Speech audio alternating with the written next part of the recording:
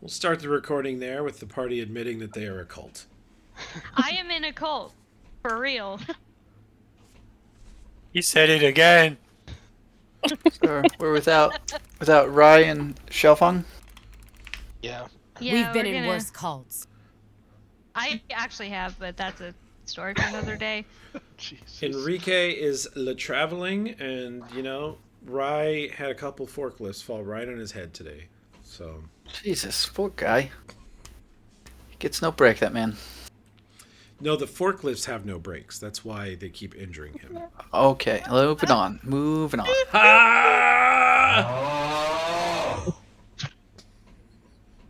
We'll start the recording over after that terrible joke. And you guys have So- sold a bunch of shit. We have sold a bunch of shit? Yeah. Storgrim's preparing to sell a bunch of shit. Oh, okay. It's all separated You're gonna into have one money. spot. So we captured the ship, right? Yep, we captured another ship. Did we execute all the pieces of shit? Nope, There's got one left. One left, yep. Oh, we're gonna interrogate him, weren't we? Damn it. Oh no. Captain. I never said I'd keep him alive. I just said I'd give him a swift death as opposed to being eaten by sharks. Okay, well, the Balrog We can ran give him the a other swift ones. death if you want. So. Mm. We ran the other guy over with the ship a few times. So these are the two that got run Yeah. over with the ship. Yeah, it was a And good then idea, I sir. said and then I said we only need one of you. So whichever Balrog's one of you blade. answers questions, Not bad. Doesn't I'll say give you a much swift though. death. Yes. Good choices were made.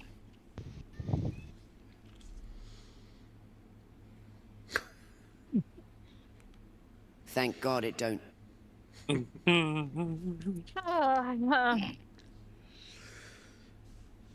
Okay, so what's the plan for this fucker? Well, I figured we could question him about Bronze Fleet activities in the area, like how many more damn ships are in the area. I mean, we've gotten the intel that they're working with, I want to say Chillax, but I know that's not it. Cheliax? Cheliac. Yeah, I think it is Cheliax. Cheliax. The Yeah. nation of Chillax Chillax. is Chillaxin. He was a little bit close. something else. The Chillaxians. They're... Yep. But so we know that's why they're bold and being more aggressive. But we've run into basically 4 ships around this island. I figured we needed some intel. Okay, Yeah. so pulling fingernails? We'll see what we Yeah, got. were we Funny, gonna she doesn't look intimidate or Chelish. try to Diplo? We'll see how he starts with, because the opening line was swift. You answer the questions, you get swift death versus eaten by shark. We'll see how cooperative he is from there. Well, I got a better intimidate check than I do a diplomacy check. But that wasn't good either one. I have plus yes to intimidate, so I can do it. Plus, yes. That's good. What the fuck? Yeah, I just rolled a 4 and a 3, so that's not...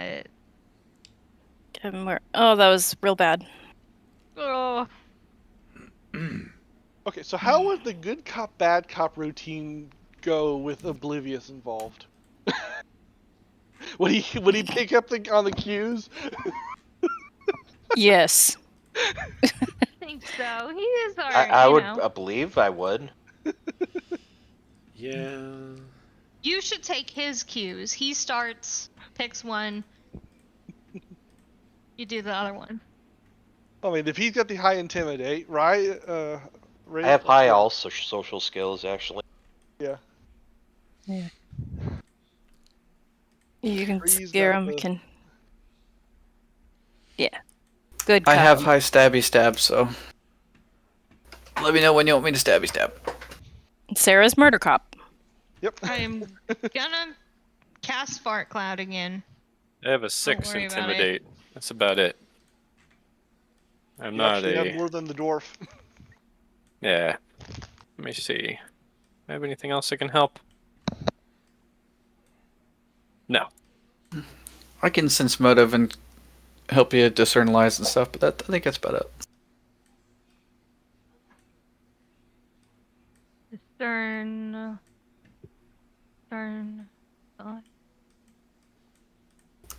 Did we pull him out of the water? Or is he still in the water, Cap? We pulled him out because the Okay. shark ate the other one. Okay. Yeah, you need to watch out because there's still some sharks in the That's not their song. God damn it! Why do I always do that? Fuck. No, here it is. There's the shark noise. Thank you. I'm happy now. Sorry about that.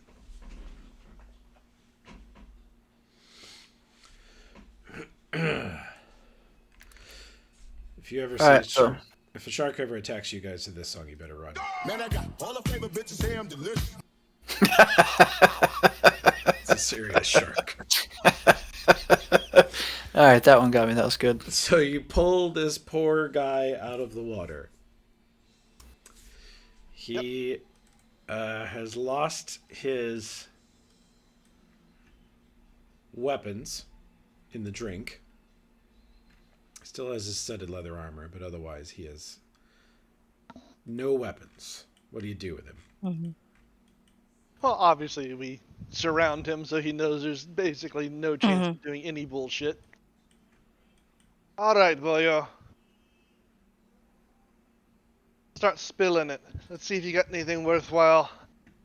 Keep me from tossing you back over. We already have an idea of why you scum are so heavy in the area. But how many are there?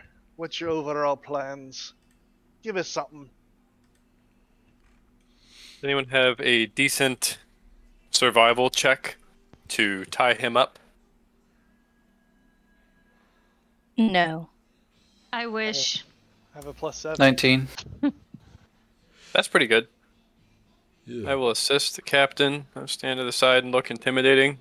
I stumble. I'll give you -2. Sorry. Oh my god. I slipped. It's a very wet ship. It's a wet ship, Captain. It's a wet ship. Throw me over the side. I'm thinking Yeah, about it. I would ask for the same thing. Try to good cop them from the other side. Say, maybe if you just tell us what we need to know, we could find you more. Something like that. Give you a little help. Good cop, dumber cop.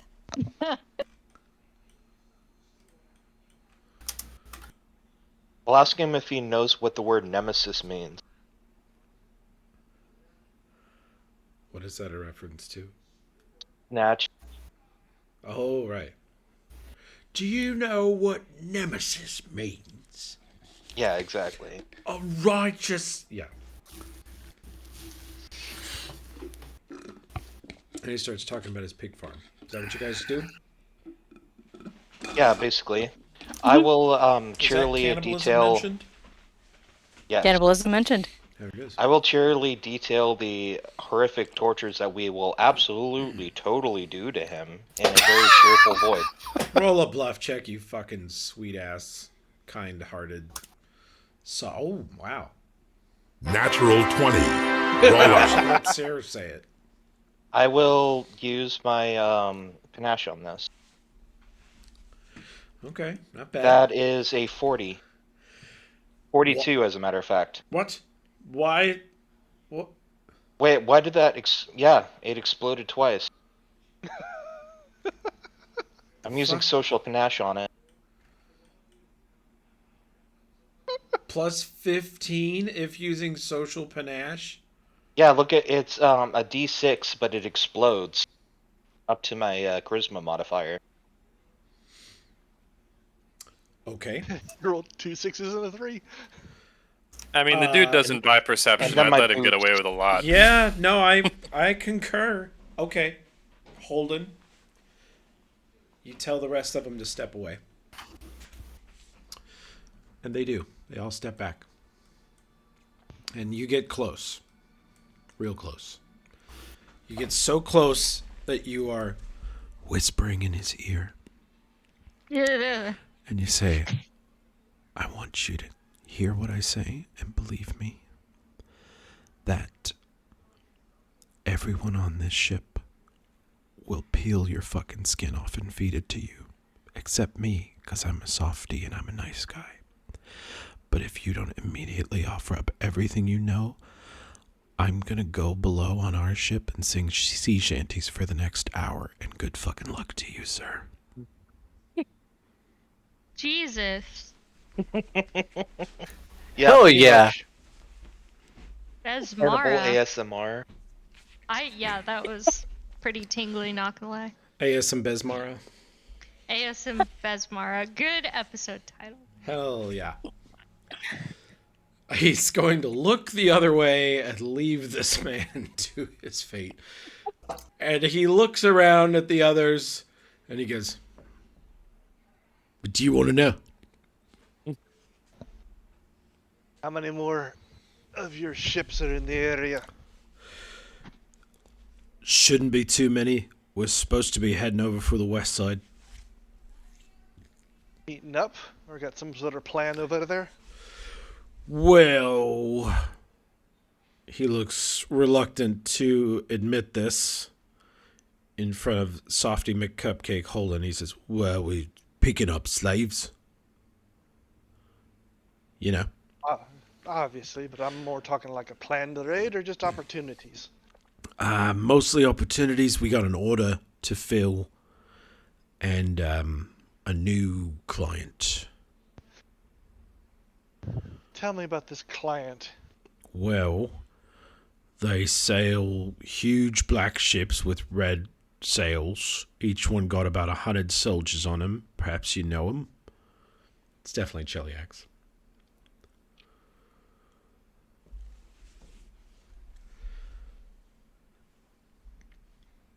We saw one of them damn ships, didn't we? Fucking childish. Sure did.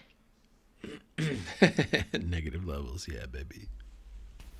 Oh, that influences negative levels? Oh, fuck that Oh, shit. it's All negative to skills.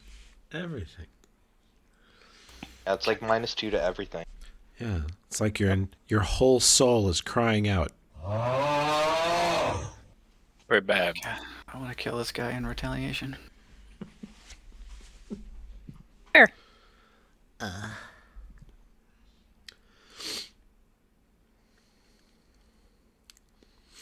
What else you want to know? So you said you're meeting up over in the western area. Any particular place? Oh, they gonna... Everybody's supposed to fill up on slaves. Fill up to, top cap. And you can roll your sailor or pirate checks on what he just said.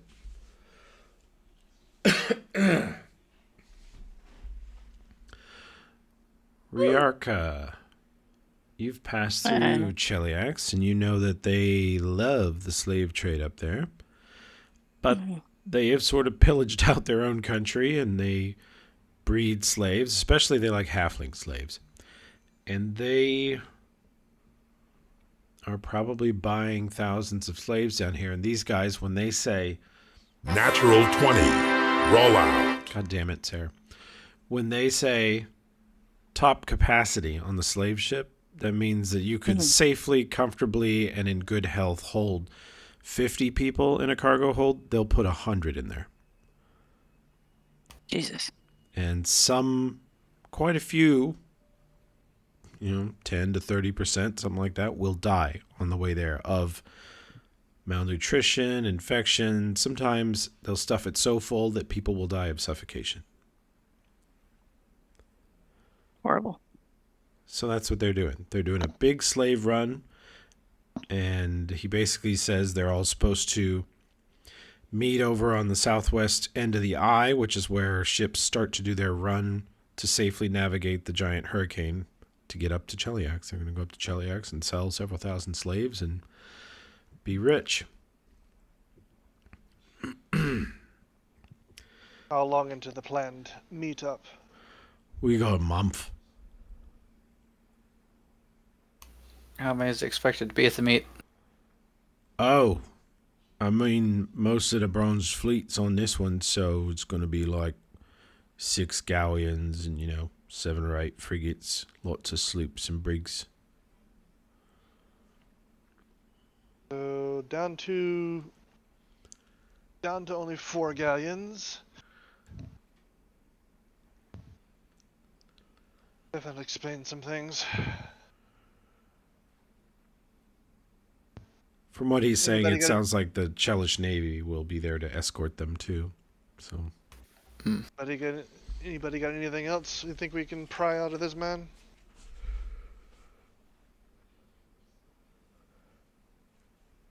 Do they have a base of operations nearby, or somewhere in the Shackles? he says, we stop in at most. They actually can stop safely at most ports. They used to stop at Goat's Head, and then they decided that in order to fill this order and not fail Cheliax, they were just going to sail into Goat's Head and take people from Goat's Head. That didn't pan out for them. But the Bronze Fleet have an okay reputation as just goods transporters. They were, 10 years ago, they were a respectable fleet of ships in the area. A little sketchy sometimes. Only in the last couple years have they done more slave trading, been more aggressive, they've gotten bigger, they've upgraded their ships a little bit, and then sometime this will be news to the pirates of the Shackles that the Bronze Fleet is under contract with Cheliax. That means not only do they not have to fear running into Chelish pirate hunters, but they're going to get protection from them. It's a really unholy union for most of the Shackles population. And it's just the Bronze Fleet that's allied with Cheliax doing this deed? Far as this guy knows. Far as this guy knows, okay. But Cheliax is a big place. They could have contracted Sure. with other fleets. Sure. Do you have the names of any of the people in the Chelish Navy that you're working with? I don't know. I don't ever go over those ships. I figure I would never come back. They'd fucking throw me in a Fair. slave hold. Yeah. And that seems awful. I'm not doing that. Giving Stare the "you want to kill him" look. Ooh. That punch goes a little wide. I mean, he's tied up. You still connect, but could have been better. I look cool doing it, though. Oh, okay. 20 She meant cents to do motive, is he bullshitting? Let's see how clever he is. No, I mean, he doesn't seem to be. With his +1 bluff check. Okay. I signed to Cap. Think he's telling the truth, Cap, so far. I kind of stroke my beard a bit. All right. Looks like you kept your end of the bargain. I'll keep mine. Sir, have at him. So wait, Wow. Realize. since he's tied up, that will amount to a coup de grace. He will have to save. He does not. He's dead.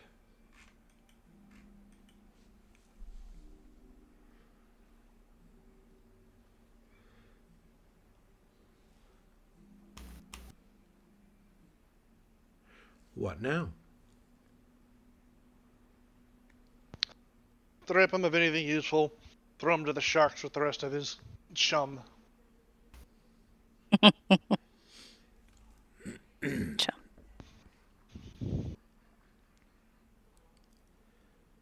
Let's head back to Goat's Head.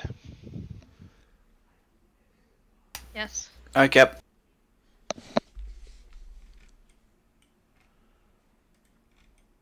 Okay. Are you scuttling this, setting it loose, skeleton crewing Oh it no, we're back? taking it. Okay. This is ours now. Mm-hmm. Okay. We Yeah, got is it- resurrection skulls to pay back. Yeah. Is it seaworthy, or can we? Do we need to tow it? It's in decent shape. You guys had a mostly boarding engagement, and it suffered some. You Tortugan the deck a bit, I think. That damages the fuck out of a ship, frankly. You can tow it back with the TPK, or you could spend a couple days here at sea doing repairs with TPK's extra wood and sail supplies, and then sail it back.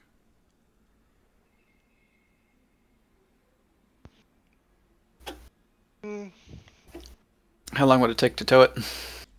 Just TPK moving at half speed. It'd take you like a day and a half to get back to Goat's Head. And you'd be real slow if you got in a fight with another ship. You'd like cut it loose and then try to retrieve it later, you know? Mm-hmm. I say we just tow it back. All right.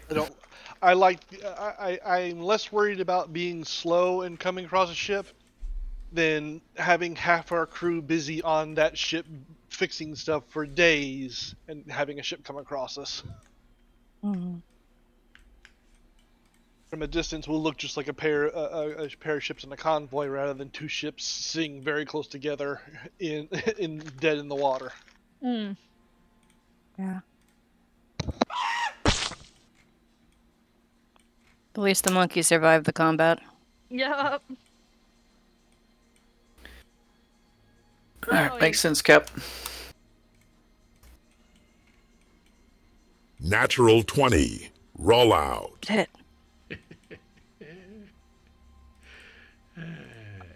I checked my pocket. Oh, that's not.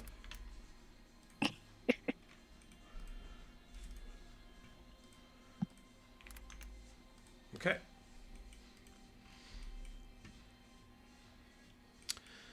Let's have a helm check from Riarka and a general sailing check to represent the crew by the first mate.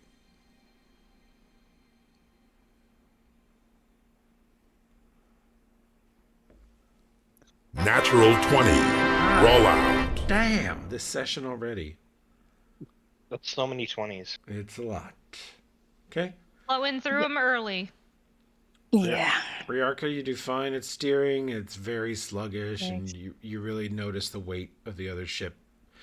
But the crew sets up the sails perfectly. They made it as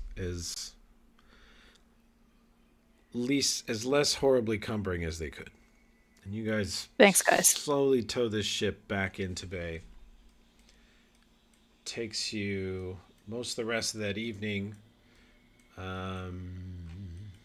you want to enter the bay at night? It is more difficult to not run aground, especially while towing. Or do you want to wait for the morning? Yeah, we'll wait till morning because we're not in that big of a rush. Okay. You stand off to sea overnight. And I assume you do watches until, like, first watch until midnight, second watch after midnight, something like that? Yep. I'll take first watch. Okay. First watch, perceptions.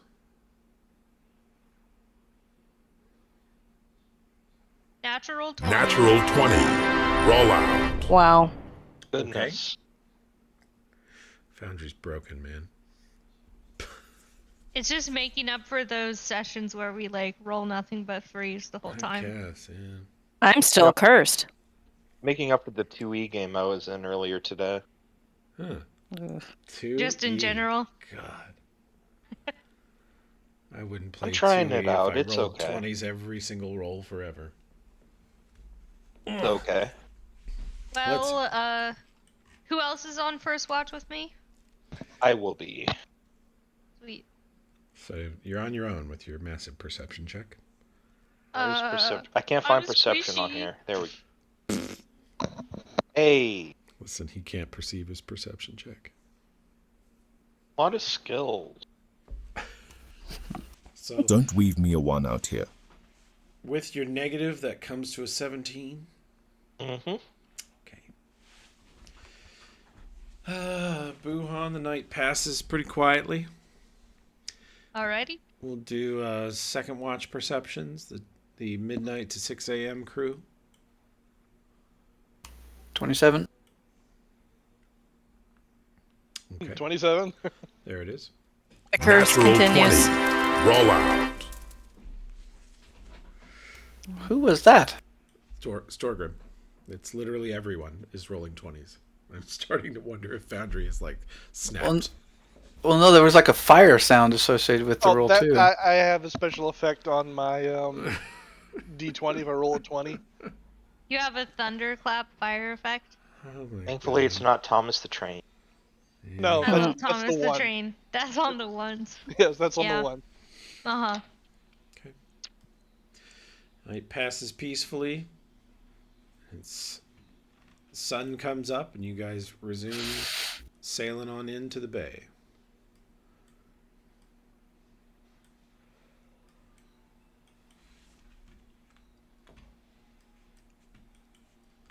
Let's have a pilot check and a crew check, please.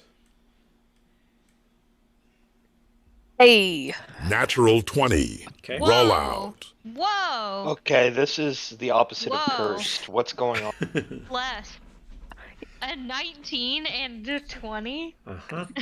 That means someone will die this session, is what that means. Yeah. I can't wait. It'll be me, guys. I can't wait.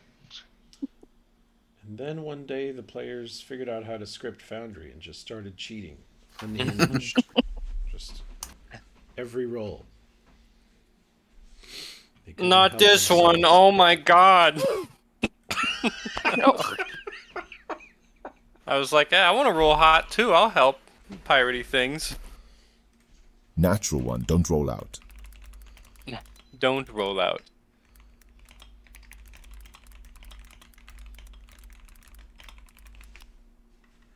Everyone's like, wow, look how lucky we are. Meanwhile, you. I'm gonna find an aluminum scabbard, and I'm gonna see if I can still hear you when you're in it. Now, you need to take the scabbard, and you just need to line it with fleece. So that it I'll builds have up an a echo. static charge. Echo. And so it gets a static charge on it, so all these little fluffy, stupid things keep sticking to her. Just to torment her. She's got like hair and car keys stuck to her. Tell him I already have a fluffy, stupid thing stuck to me. Oh, Oh, wow. Wow. She chose violence. Okay, so Vaughn is arguing with his sword while Ryaka is sailing us into the harbor. And Try that's me, the slut. that's the Yeah. Nat 1 explanation, I suppose. Yeah. So we sail into the bay with our armada of natural 20s and Vaughn's natural 1. And You tried. tow this. What was this thing? Oh, a Bronze Fleet brig. Actually, shouldn't be that much bigger than your ship, but literally all my ship stuff is broken, so that's so cool. Well, the other map, it did seem to be about our size. Yeah. I'm having all kinds of fun with the ship stuff I've been trying to do with the new Foundry updates. It's pretty well shattered, pretty well annihilated all my hopes and dreams. It's great. So, but you guys rolling all natural 20s. Campaign's going great. Yep, I'm happy. Yay! For run once today. Run into the death bog with your natural 20s, you little shit. Uh-huh. So, returning to lovely Goat's Head. Goat's Head is lovely this time of year.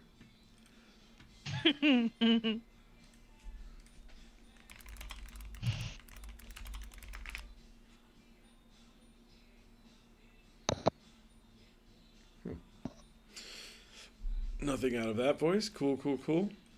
Now give it about 60 seconds. He's pulling a Shatner. Oh, he might be. Very dramatic. Well, Bentbeak welcomes you back.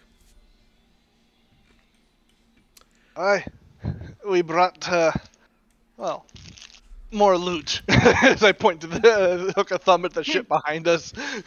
He says, yeah, looks like you bagged another one. They weren't needing it anymore. Well, that's excellent.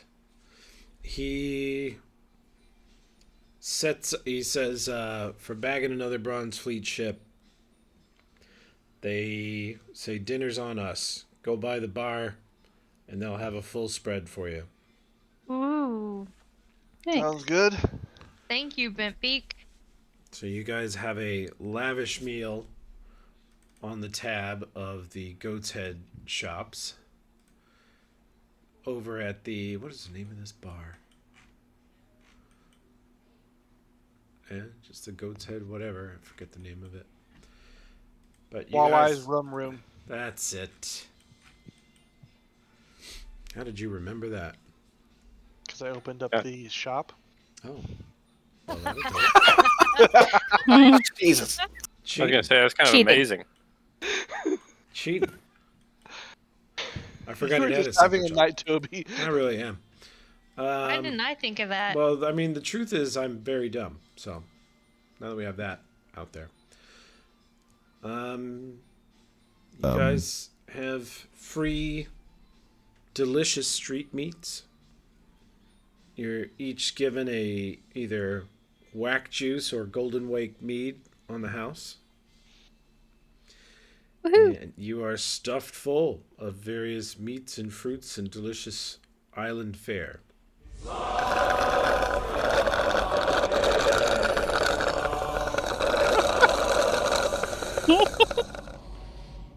Well, Yeah. she took her time. Vibe non-lethal. It does a bit of damage. Wow. All the way from Numeria, imported whack juice is an exotic treat down here. How long have you had that, Sarah?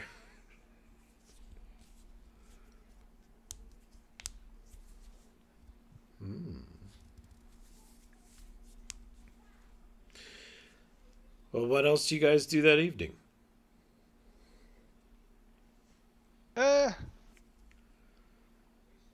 We've been out to sea doing a bunch of stuff, so I'm not gonna, or out to sea and then also the island, so I'm not going to do much tonight, but tomorrow will be a cell day. Yup. Sing sea Yes. shanties of Conchabar. You say it's a sell day tomorrow? Sell all this extra stuff? Yep. Gotcha. Can our cleric heal everybody? I'm still down some HP. Yeah. Yay! I line up. Get in line. Me, Picks and please. heals. Me, please. Well, instead of using the wand, we've got We have a cleric on ship, Pandara. yeah. Mm-hmm. Yeah, you can save your wand. Or Yeah. you can Okay. replace that charge if you like. Okay. And we'll do one of these.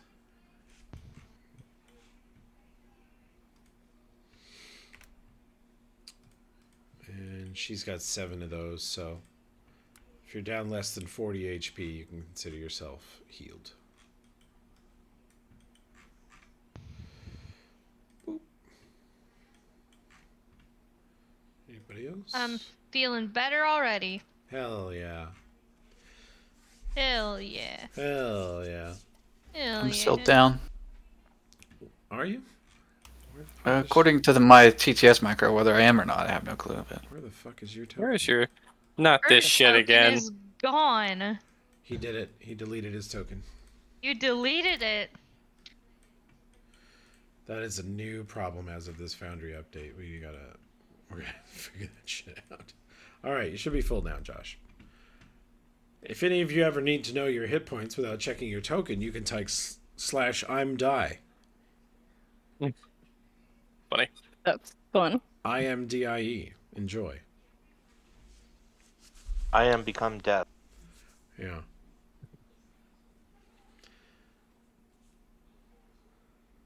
gotta do the slash. I did, but it didn't work. It's I'm die. Oh, wow. Okay. That was pretty nice. That's cool. Nice. Yeah. I felt immersed. The immersion is real. Well, we Yeah. couldn't figure out why the HP macro wasn't working. It's because Foundry now sequesters /HP /HitP /health /hit points /health points and /hit pints. Good God. Hints? And I eventually got fucking mad and renamed the macro I'm Die. And that worked. So now Josh's fucking macro is named I'm Die. Perfect. So it goes around here lately. It's Alright. perfect. Yeah. So you guys In the are moment. day drunk in the afternoon on free booze and lots of food. It's 1 p.m. and if you want to, you've each had 6 or 7 free beers. As you Oh, and yeah. the other Goat's Head militia, Bent Beak's crew, whoever's left behind, swap stories about invisible tyrannosaurs and Bronze Fleet ship battles and exploding ship magazines, and you hear a lot of talk from Bent Beaks and the other crew that were injured in that, left behind here. They say that when that Bronze Fleet galleon exploded, there was a hush fell over both ships. Everybody stopped fighting for like a whole minute or two and just stared at it, and all felt kind of sad or guilty or something. It was weird. Then we got right back to it.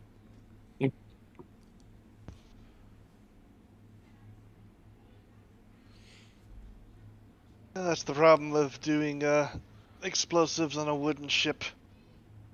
Really needs to be done in stone, but those don't make good ships. I'm always saying that. Ben Beak says something the equivalent, only a dwarf would want to build a stone ship. Ha ha, that's madness. Yeah. Only thing crazier is a ship made of iron, right? Yeah, that'll never happen.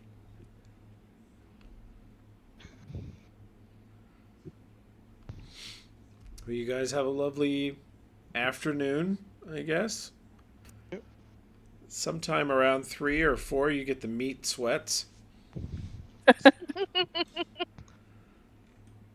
And you've had way too much to drink and way too much to eat. And you're basically just slowly pickling and sweating yourselves to death. It's a lovely experience here at Goat's Head. I've never been happier. Anything else you need to do that afternoon? What's the plan next? Like I said, we're celebrating like a proper pirate cruise should, and so the next day is all about getting the ship back in order, selling off stuff, restocking stuff, and then probably seeing about making plans for what was it, 1 week or 2 weeks they wanted us to patrol here? A month, I think, wasn't it? Can't remember, that's why I'm asking. I thought it was Did I closer to a write it month, down? but Which would be a good timeline. Pretty sure it was a month. I did not write down the time. well, my memory is unerring, says the man with brain damage. So I'm right there with you, friend. Dane Bramage. Hooray. Hooray. Concussy mentioned.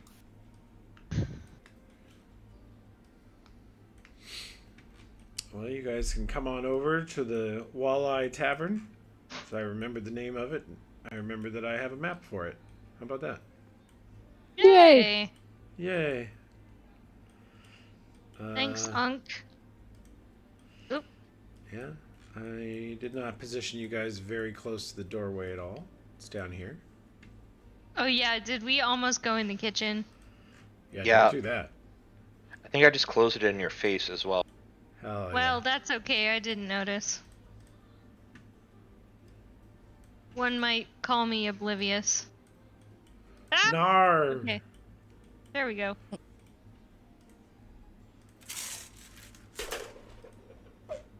Oh boy. Oh, Levon. That did quite a bit of damage.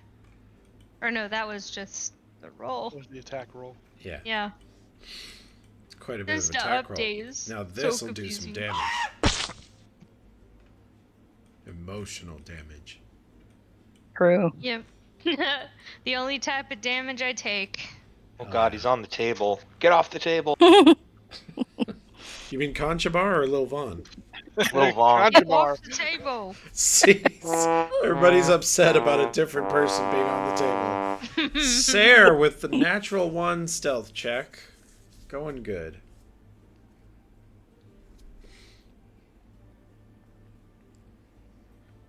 I was singing drunken karaoke with Conchabar. I wasn't gonna kill the monkey. Yeah? Hey, well, isn't that someone's familiar now? Yeah, it's Riviera's familiar. You'll give Riviera a negative level if you're familiar time. Share the misery. Oh, no. Be 3 of you. I will cast Fart Cloud again. Hell yeah. Probably Okay. heinous to do inside of this building. Okay, so we're selling. Yeah. That was the plan for the next day, yeah. So if we can wrap up today and head on to that.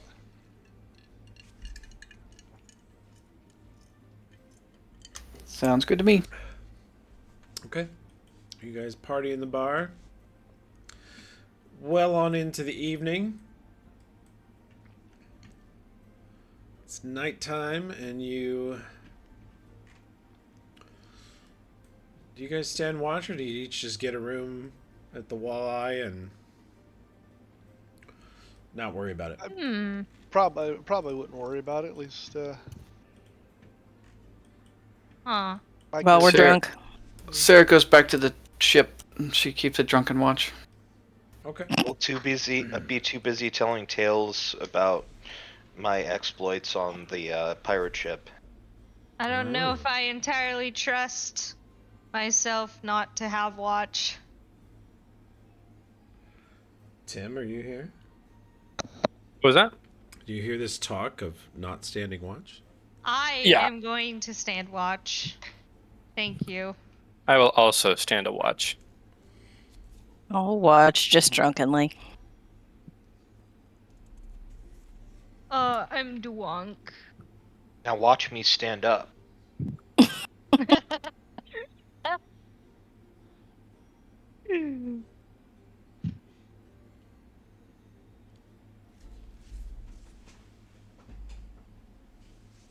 Probably fine. We're liked in this town. I still stand a watch. I'm standing watch. Mm-hmm. There might be a little ooky spooky creature. I'll take about And, 10% off, Country Bar. This is my watch roll. Okay. Anyone else for first watch rolls? not me. Okay. Thought watch. Second Thought watch, watch yeah, game. thought watch rolls. 25.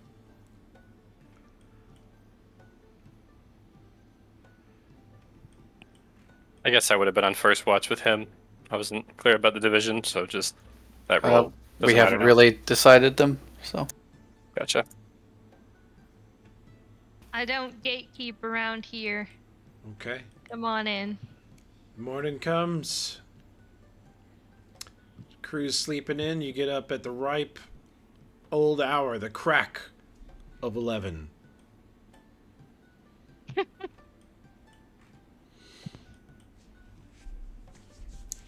Now that like waking up at dawn, marching into the hills to fight monsters, that's sea push shit. This is Shackles. Mm-hmm.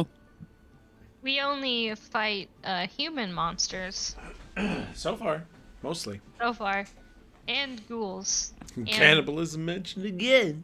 Cannibalism. mentioned! Yeah! And the Grindylows.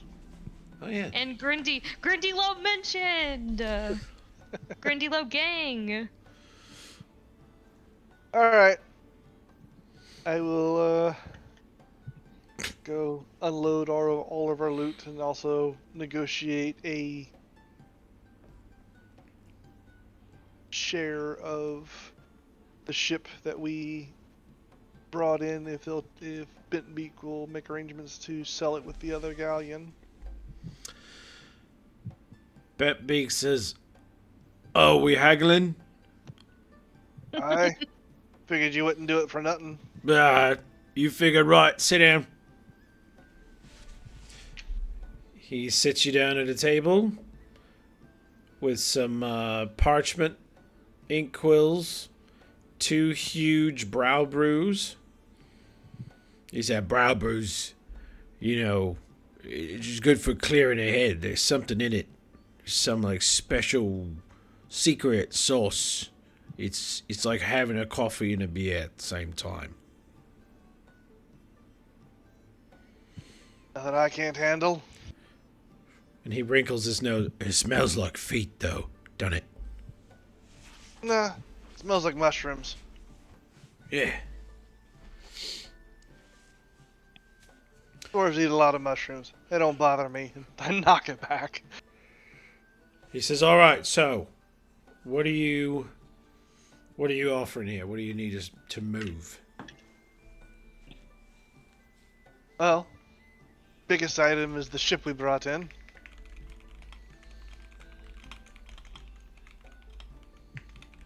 Already taken one to get a squib job done. Figure you'd take both of them.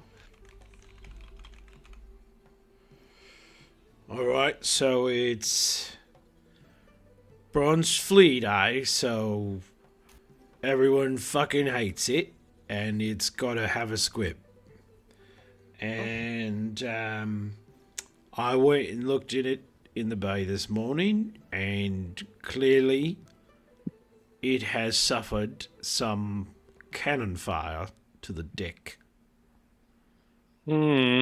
Looks like it might have come from an elevated cannon. It's like a mortar per se. Perhaps taught a gun had a say or 3.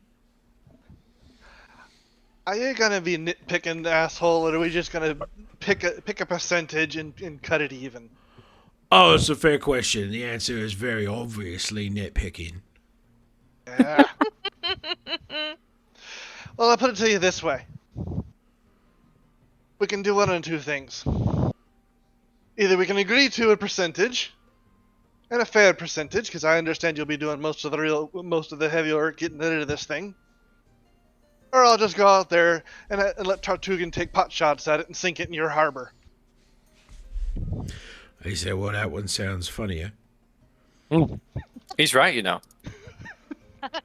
He said, I don't think I'm not considering that. That's an honored gift. He says, well, look, the going rate of a brigantine such as that, in saleable condition, mind you, it is not, would be about 10,000.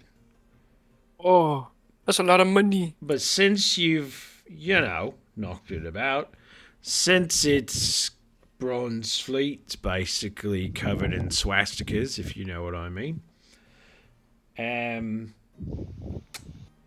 I believe I can move it out for about 5. Alright. You keep 40% of the profit. Sense motive, Natural Toby. 20. Roll out. Okay, well, I'll let since he's sensing motive. Sarah's staring at him.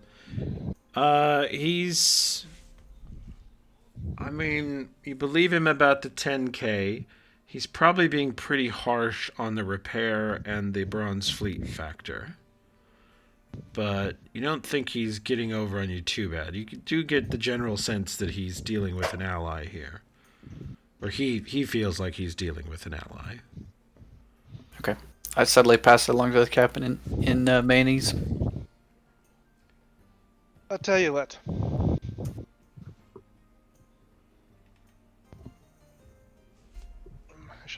Sorry, my brain went 4 different directions. I'll put it to you this way.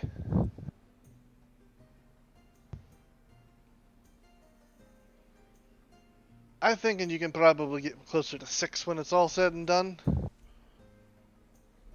We'll take that 6, split it 50-50. He says, no, you're not thinking about it's got a touch of hull damage. You lot basically flattened the mainsail and ripped all the sailcloth, so it needs a full set.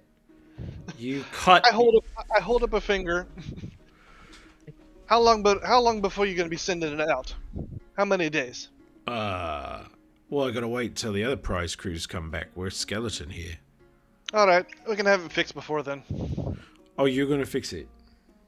Well, if you're going to be that much of an asshole nitpicking about it, I can leave Bilge here Well, doing the work. no, this is business now, Storgrim. You can't go crying nitpicking all the time. Nice things cost money, and if you're gonna fire Tortugan at the deck of every little ship you come across, you're gonna pay a cost for that.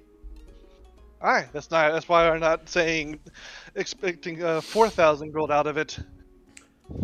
He said, well, fine, if you want to put your crew to work on it, that's all well. It's still going to cost you... You're going to have to buy rope and wood and parts from me anyway. You're in my Not port, as much as mate. you think, but Alright. not saying it's going to be a perfect fit, but we can at least we got time and things to do that we can make it closer to the fit. Captain, do you want us, our crew is doing that, or you want us to out on patrol? Oh, we'll be out on patrol, but we could do Bilge and maybe an assistant or two behind to work on it for a couple of days. Like I said, I'm not expecting to do a complete repair job, but just to curb the expenses somewhat. Doesn't leaving Bilge behind drastically affect our speed and stuff? It affects your ship's efficiency, but you have other really capable sailors. Bilge is the best, but you have a lot of good ones. The real risk there is that Bilge has no real attachment to anyone other than authority. If Bentbeak walks onto the deck where Bilge is repairing, he might declare Bentbeak his new captain and follow him to his ship. You know what I mean? Like, Bilge is kind of weird. Mm. Currently, Bilge looks at Storgrim as captain, and he's on the TPK, and that's where he'll be. All right, I thought we could get a little more rope than that, but maybe not. Well, you could leave behind the other crew that are good enough to repair is most of the Risen are, or is it Marl? You've got several crew who are capable of repairing. Yeah, like I said, I wouldn't be doing like a complete repair crew, just a couple of people. With Bilge doing the heavy lifting, so to speak, and an assistant or two to help direct him and gather stuff for him. Again, a full repair would cost us a lot. So, but we've got some supplies, we've got talented crew, we can get we can get some of the worst of it done ourselves without costing us too much, right? Yeah, you can. You'll be just shorting yourself as you sail around. You'll be shorting yourself a few crew. Yeah, which I think will be okay on. Okay. I mean, some of the other goobers got to step up. Yeah, Marl is... He's an 8.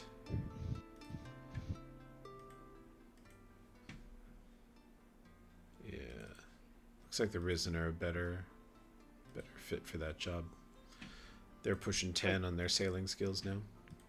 And again, it's not like I'm gonna have that whole section of the crew over there. Sure. I'm thinking, including Bilge, 3 max. Okay. Actually, 3 would work because the idea I would make sure to let them let the other 2 know one of you is with Bilge at all times. Okay. Just don't let him come within radius of another higher ranking person than whoever you leave behind. Yep. And Bilge will, as you probably suspect, repair 24/7 tirelessly. Yep. Contraband, killing it, man.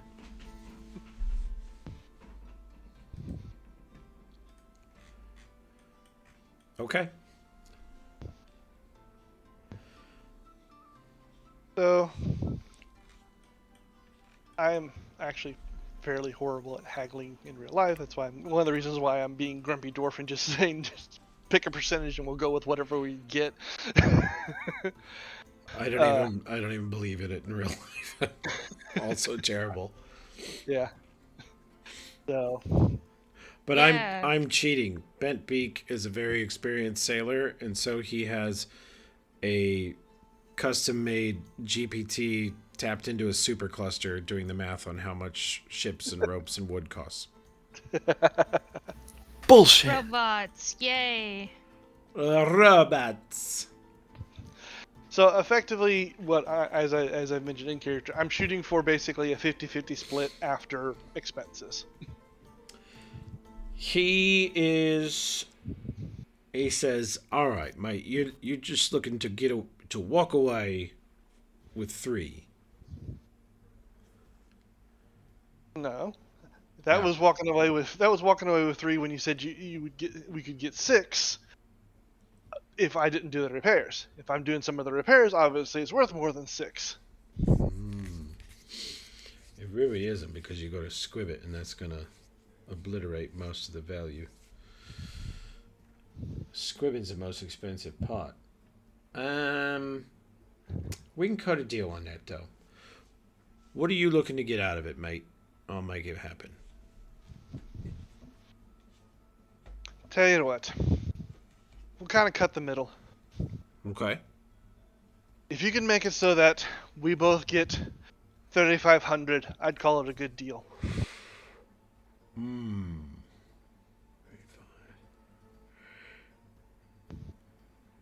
And that's with me leaving a couple of crew here to do some of the repairs. Right. All right. He says, I'll 35. I'll do 32. Another free feast and beer, and I'll throw in a copy of my favorite book. Oh my god. And what book's that? He reaches into his pirate cargo shorts and pulls out a well-worn book, many pages dog-eared and many bookmarks stuck in it in various places, and it looks well-worn and read many times. He says it's quite valuable, actually. It's a collector's item if you get to a big city, you know. That's a pretty shit check. 15 though. That was a linguistics check. Ah, Yeah, I figure linguistics apply to reading, right? Okay. very, very appropriate to be a cunning linguist, as this is a romance novel about 2 young ladies. Wait a minute.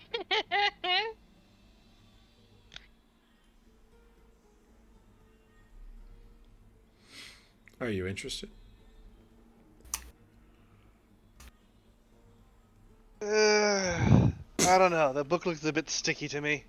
I think I'll let you keep it. Jeez. Wow. Sarah, if it's the book it appears to be, well, which one of you's been north? Who's got knowledge? This is really a knowledge local check or knowledge history? I got local. Okay. This book is from far away. The cover's very faded, but you can see 2 cute young women wearing huge hiking travel packs walking through a forest together.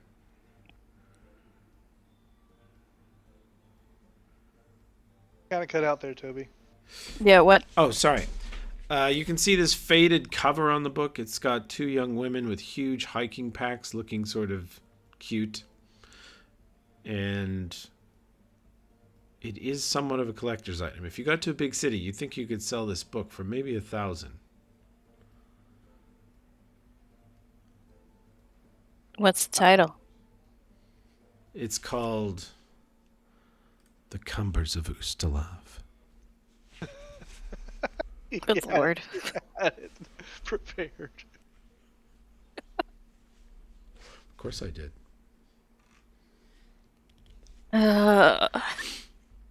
What?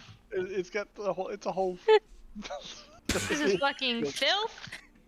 Get it out of here. That could be I worth mean- quite a penny on the mainland, Captain. I'm gonna need someone to read it for Josh. You know, for Josh. A For dramatic Josh. reading. For Josh. How about It we needs to as be read into the MFAs recording. Captain, go for it. Captain?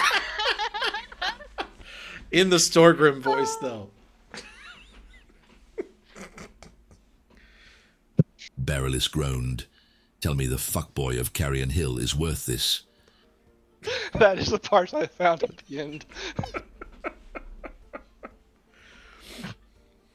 Huh. Shall we do a group reading? Like Let's do a popcorn group reading. Everybody roll a d10. Oh, okay. Perfect. I just steal the book and we move on. All right, we're going. Oh no, we're not moving on, Josh. You can stow your grumpy efficiency. Bullshit. God damn it. You're gonna have to read it too. Oh, I'll give you wait the a text. minute. I'll give you the text. It's beautiful text. All right, low roll goes first. First paragraph, Storgrim.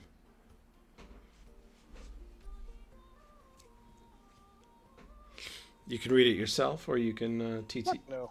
/ talk it.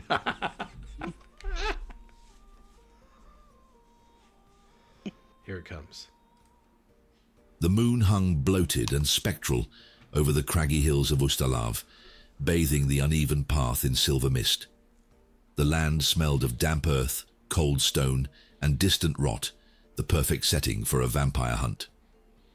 But Vilga Deepsack and Berylis Midload had bigger problems. Paragraph God 2 damn it, Toby. will be re-arc. Suck it, Josh. Well, yeah. For actually, Hang on. We should Vaughn make and- camp soon, Vilga panted, adjusting the thick leather straps digging into her shoulders. I can't feel my spine. Buhan, would you take the next, and then Vaughn is Vaughn ready Yeah. for his paragraph? You're exaggerating. I'll skip Beryl- mine. I'm not going to popcorn read a romance novel. Berylis scoffed, though her own pack swayed dangerously under its overstuffed burden. Her toned arms trembled as she tried to readjust its weight without toppling over. We're trained vampire hunters. We can handle. A metallic clang rang through the valley as one of her pouches burst open, spilling silvered stakes onto the muddy path. Vilga sighed.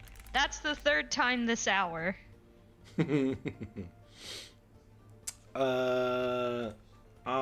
Since Vaughn doesn't want to participate, I will let someone else stand in for him. Berylis exhaled sharply, watching as a vial of holy water rolled toward the edge of a steep incline. Fucking hells! She lunged for it, but the added momentum of her pack tipped her forward, and she barely caught herself before toppling off the path. Okay, we can stop there. There are many more. Here is the Balrog blade. Kill me now. There is not fucking with the lesbian romance. I'm not killing you with that sword. You're probably gonna end up soul trapped in it. Kill you with my sword. I trust my sword. Not The last bloated names of and these characters is spectral moon. crazy. Was it Deep Sack and Midload? I They're- can't. They're very cumbered. What is this degeneracy? Burn it all down. The sexual tension, like the weight of their gear, was unbearable. Oh, Good lord. Just kiss me, you over-prepared bastard. Not until we reorganize our packs. Graham reactionary arc. Get this gay shit away from me.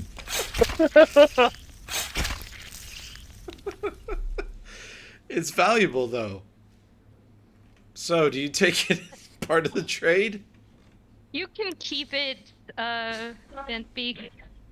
Or are we gonna take it? no, I fucking stole that shit. I had to sit through that RP. I stole that shit. 29.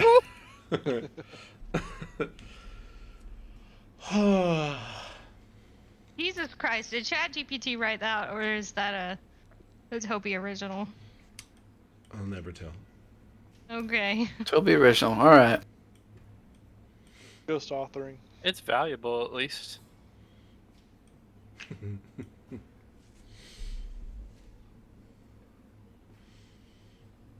All right, fine. We got ourselves a deal on that at least. Who wants to carry this valuable artifact? Not me. Give it to Vaughn. He'll be the least tempted to read it. You can continuously cast Sanctify on it. It's not really my fault. I think Mandy's the one who originally made the Cumbers joke. We've got the Cumbers. The Cumbers of Ustalav. Was that in the last episode? Mandy said, That we've seems got right. the Cumbers, and I said, the Cumbers of Ustalav. And Graham said, Yeah. it's like a romance novel or something. Like he Yeah. said something Did like- I don't know. It was a team effort. Manifested it. It was a I team effort to manifested make it. this terrible joke. And I hope you manifested it. I hope you enjoy the cover. I'm because very it's sorry beautiful. for unleashing this in part. I think it was great. Okay. Very good job committing to the bit. I love that. Thank you. It's no worse than Tusk Love. Fair. Turn the page. Yeah, I was about to say. Radiance turns out to be one of those people who just devour trashy romance novels. It's our Bob the Skull. I will not turn the page for you, Sword. You must learn restraint. Turn the fucking page. You can make me roll a will save if you want the page turned, but I will not turn it for you. We have work to do. I will turn and read. Rolla will save. I need to be cumbered.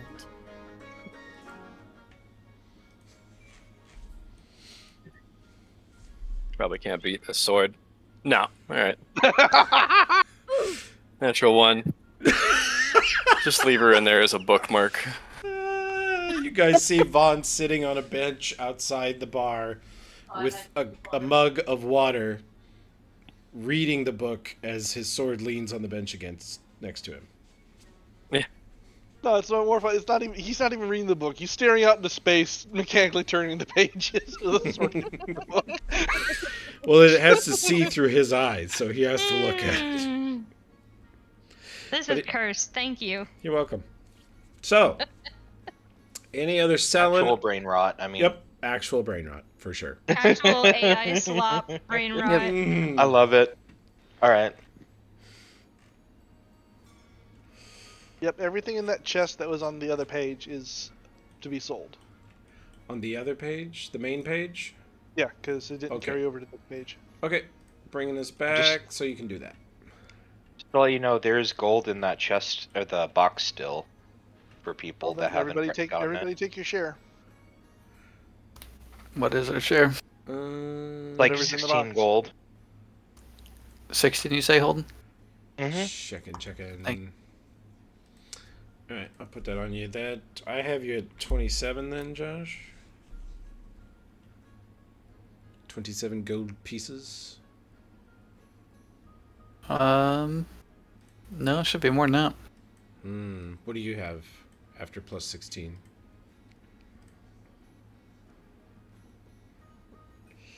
I shall correct your sheet. Easy now, Jeff Bezos. Wow.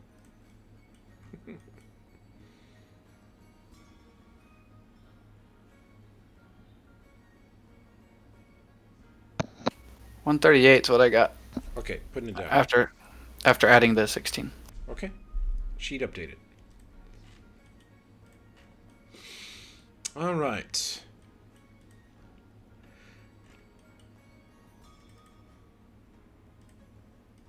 So, do I need to carry this stuff over to the other page, or To the other page? we can sell it? You brought us over here so we can look at the wooden chest that I moved everything into for sale. I thought you were just gonna delete it and give us value of it. Oh, sure. We can do that. Currently, the wood chest total value. Dang. Really? We kept all the magical stuff, so. Yeah, those revolvers are worth a lot. They Oh, are. they are? Okay. Cool. Okay. Total value is 24852 gold. Alright, and we need to split that how many ways? 8, I think. Oh, you gotta pay your crew. Yeah, exactly. You don't have to pay Bilge. He doesn't believe in money. You said 2458? 13. Yeah, it's in chat. 24852.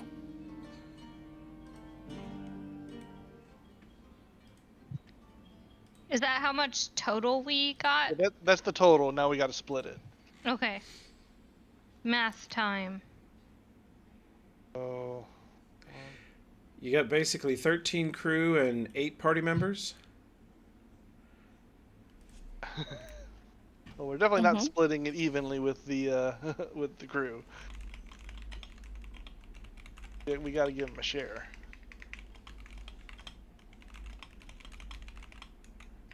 Yeah, what would be like a fair cut?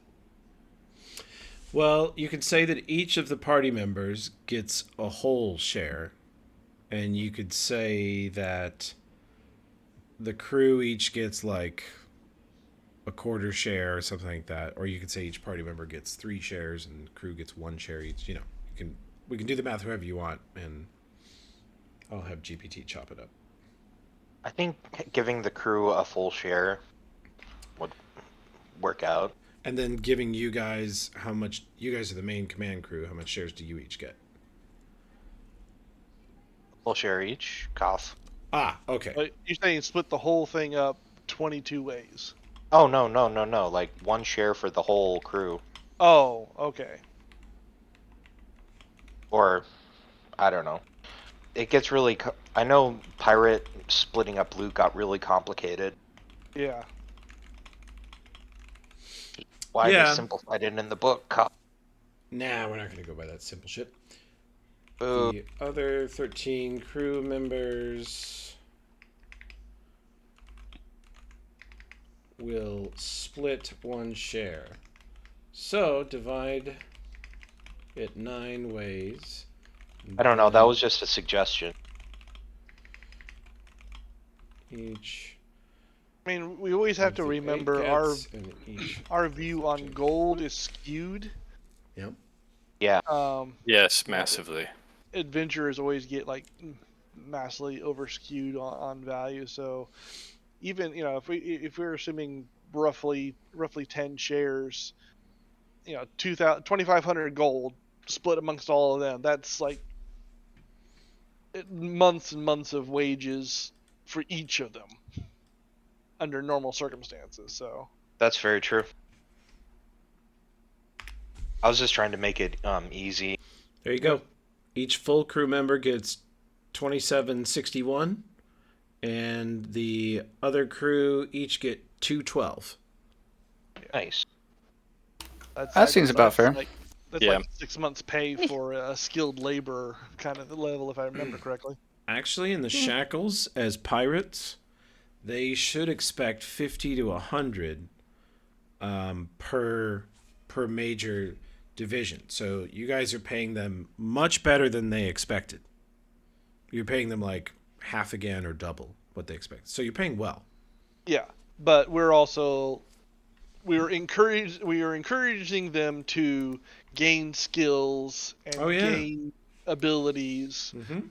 And we want to foster a high level of loyalty, so there is no more mayonnaise on the menu.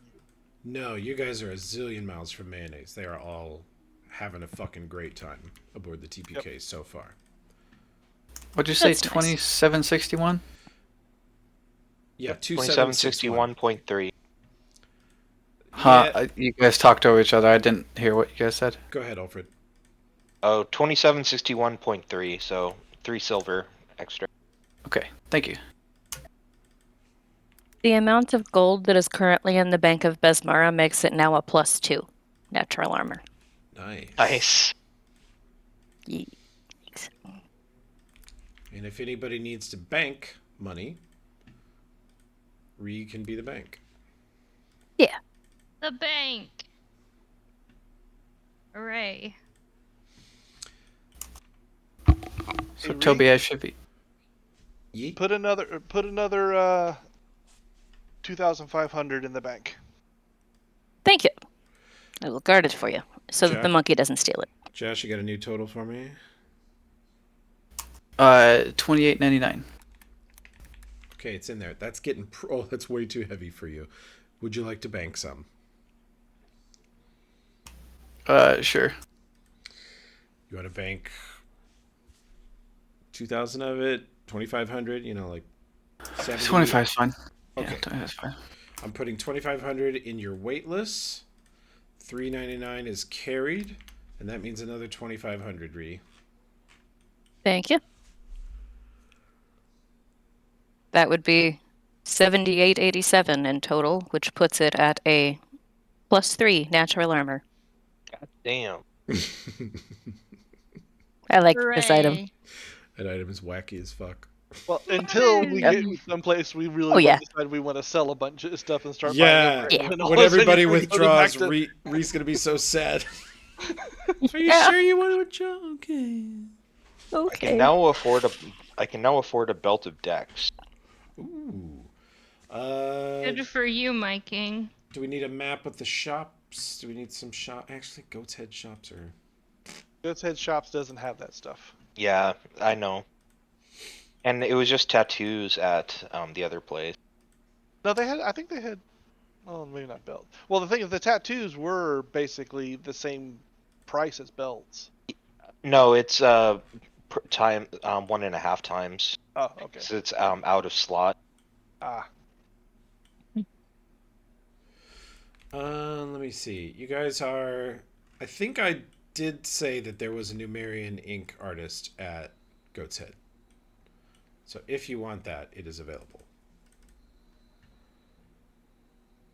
I want it. I just can't afford it. Right? And most of them, they're more expensive because they don't take a slot and because they have a secondary lesser power. Yeah. God, that rocket dwarf tattoo is beautiful. I might actually get it. Oh, I want that so much. Yes. Yep. Like I'm going to New Orleans on my honeymoon, and we're thinking No. about getting tattoos. Oh, for real? Holy shit! If you want it, I'll send you a high res of the art. The That's only thing, crazy, dog. if you're going for that, the only thing I don't like about it is the shield is too small. Oh, I can make the shield bigger. And not necessarily size-wise. It feels like it needs to be longer, more kite. You know. If you're ever serious, Alfred, I will redesign it according to your exact spec, and you can walk in with a high-res printout of it. I'm more than half serious. Okay, we'll talk. It'd be the first More than real half tattoo serious I've ever is designed. awesome. Yeah. Ooh, could I bum 500 Nice. gold off somebody? Actually, more I like can do it. 400. Yeah, I would totally 400? pay you back. Yeah. This Okay. is where Riarka actually becomes a bank, and you see her draw up some loan paperwork. And, Yes. take a look at your assets and. Mm-hmm. I'm gonna Get you on a loan payment schedule. I'm gonna loan that to you. And there you go. Sweet. Let's see.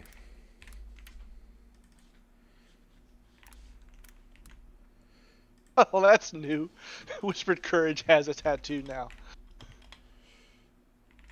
It doesn't have a description, but Thank you.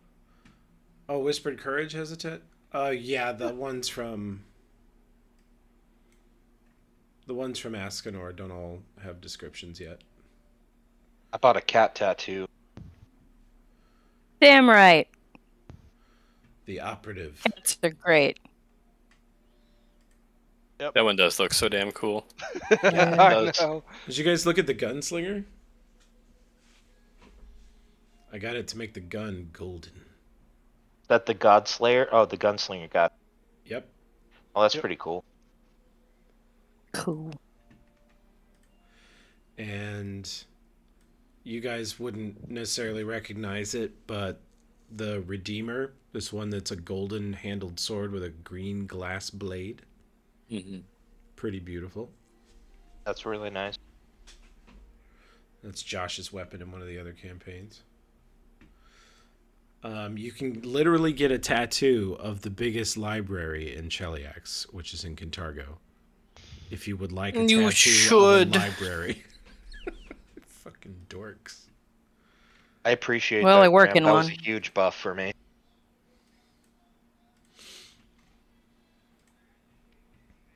I don't believe I have enough money for anything, but I am browsing. How do tattoos work when you have fur? You got to get it shaved initially, but then your hair grows back and kind of hides it unless you keep it shaved. Okay.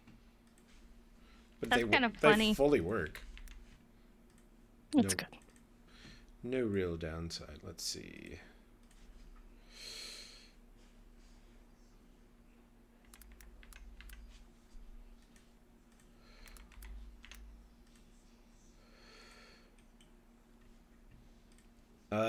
Riarka. The crew deposits 2,000 gold in the bank. Damn. Thank you, crew. Are you up to +4 yet? So close. I'm like 100 gold away.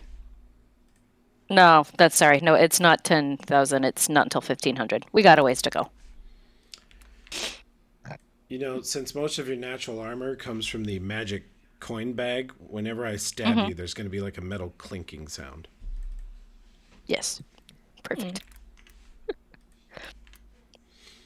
Okay, balancing out the crew's money. Yeah, they are thrilled. They're thrilled they have a place to store their money. They're thrilled they have a ship that values them and seems to care about them. And they piss away tens and tens of gold and bank. That's with them, Riarka. That's with each of them banking about 100 to 200 gold apiece. Okay. No problem, guys. I'll watch it for you. Thanks for the armor. There we go. And then where's my convert?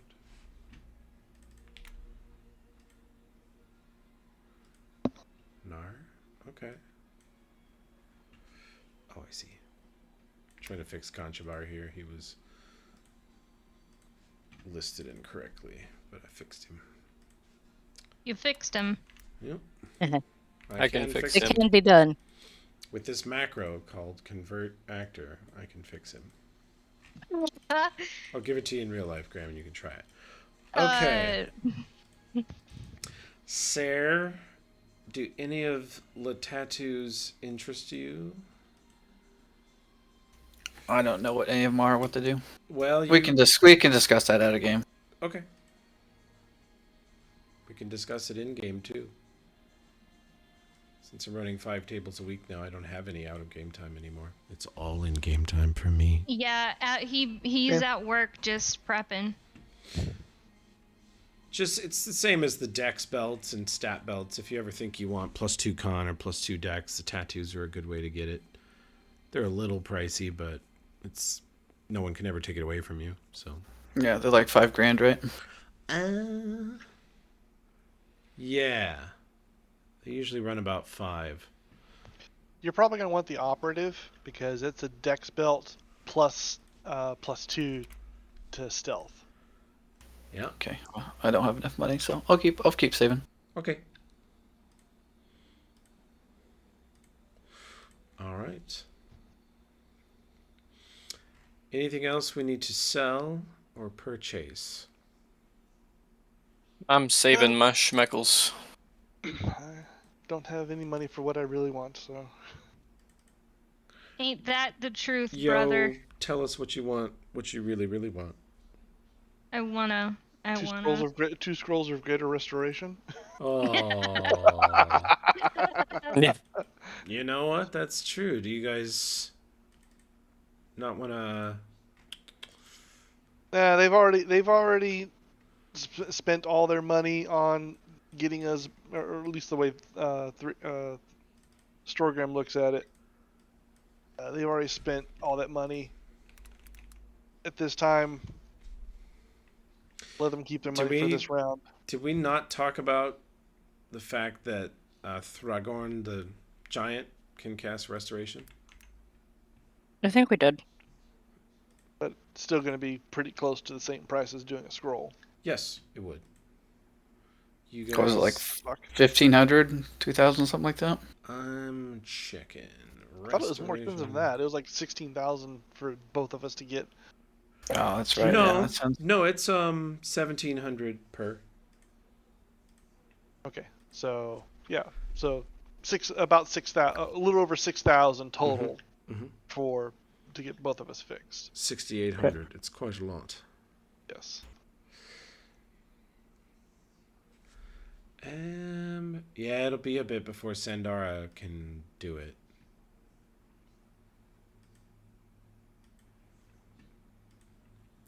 Yep, that is quite a pickle. Probably 2 more levels. 2 more levels of negative level time. Oof.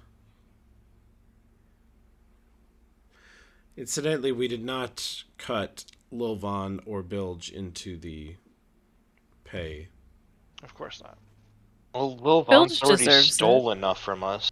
Lil Vaughn has like 24 gold pieces or something. Yeah. He pays himself. Mm-hmm. Lil Von gives Riarka 10 gold to bank for him. Oh, thank you, little bun. I'll take care of it for you. He looks very shifty side to side as he hands it to you. I'll be subtle. Don't worry, bud. Okay, well, I mean...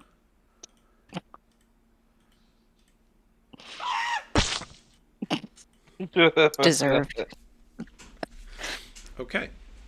What's next then? Betbeak's gonna start prepping the ship to be sailed off the squibs. He will go ahead. He's gone ahead and he can pay you guys out your share. So that reminds me of 2 pieces. Did we ever collect from the whalers? They are decimated crew-wise. Well, no, they owe us money. They owe you money. They did sell their whale oil at Goat's Head. And then a third of their remaining skeleton crew died. So they now don't have enough people to sail their ship. Frankly, they tell you, we can pay you guys back. If you'd like to continue to do business with us, we need more crew.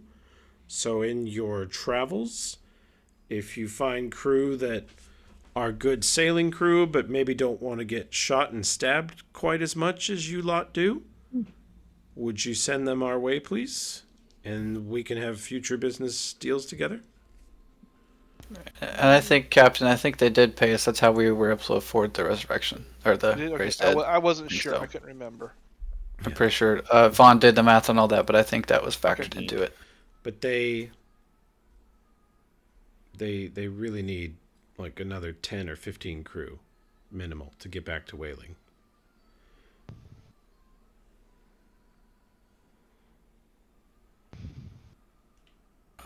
Toby? Yeah. Is there a spyglass to be had in the town? I think there could be. Let me look here. Browse items, spyglass. Ooh, that's fucking expensive. Okay, the regular spyglass is 1,000, and it does cut the range negatives in half. Masterwork Spyglass does the same thing and extends the range quite a bit also. How much is the masterwork? 4,000. It's a Okay. lot. So it's something to look forward to, but if you want to do this regular Spyglass, it's 1,000.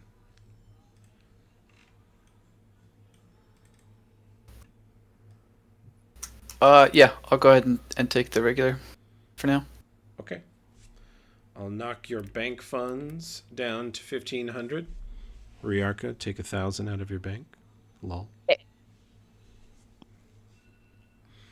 And I'm going to put a Spyglass on you.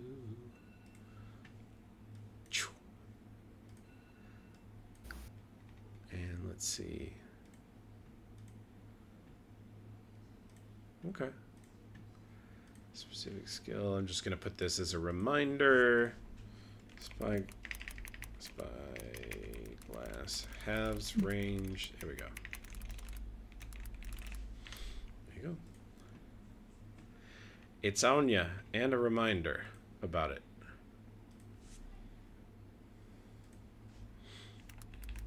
Okay. Any other business? I'm good. The only business I can think of is with the rest of the party, and that is what are our plans going forward. The slavers, we know they have about a month. That's their plan. But we have already contracted to basically play guard, and I'm sure they won't care if we do some pirating nearby during that time, also for a month. You've got 3 weeks left on that contract. So, So there's, some extra time. Hmm? the way Storgrim would look at it is, yeah, slavers suck, but we've already made a deal, and I'm not going to break the contract. That's his view of it. Sorry, what's the question, Cap? Sorry. Whether or not we're going to keep to our word and continue with the patrolling contract that we have with Goat's Head, or go off and start hunting slavers so they don't go capturing hundreds and thousands of people to give to the bad guys. Well, so far those two goals have coincided, so I wouldn't imagine they're gonna diverge too much. I mean, yeah, we could go hunt them specifically, but I imagine we're gonna keep coming across them.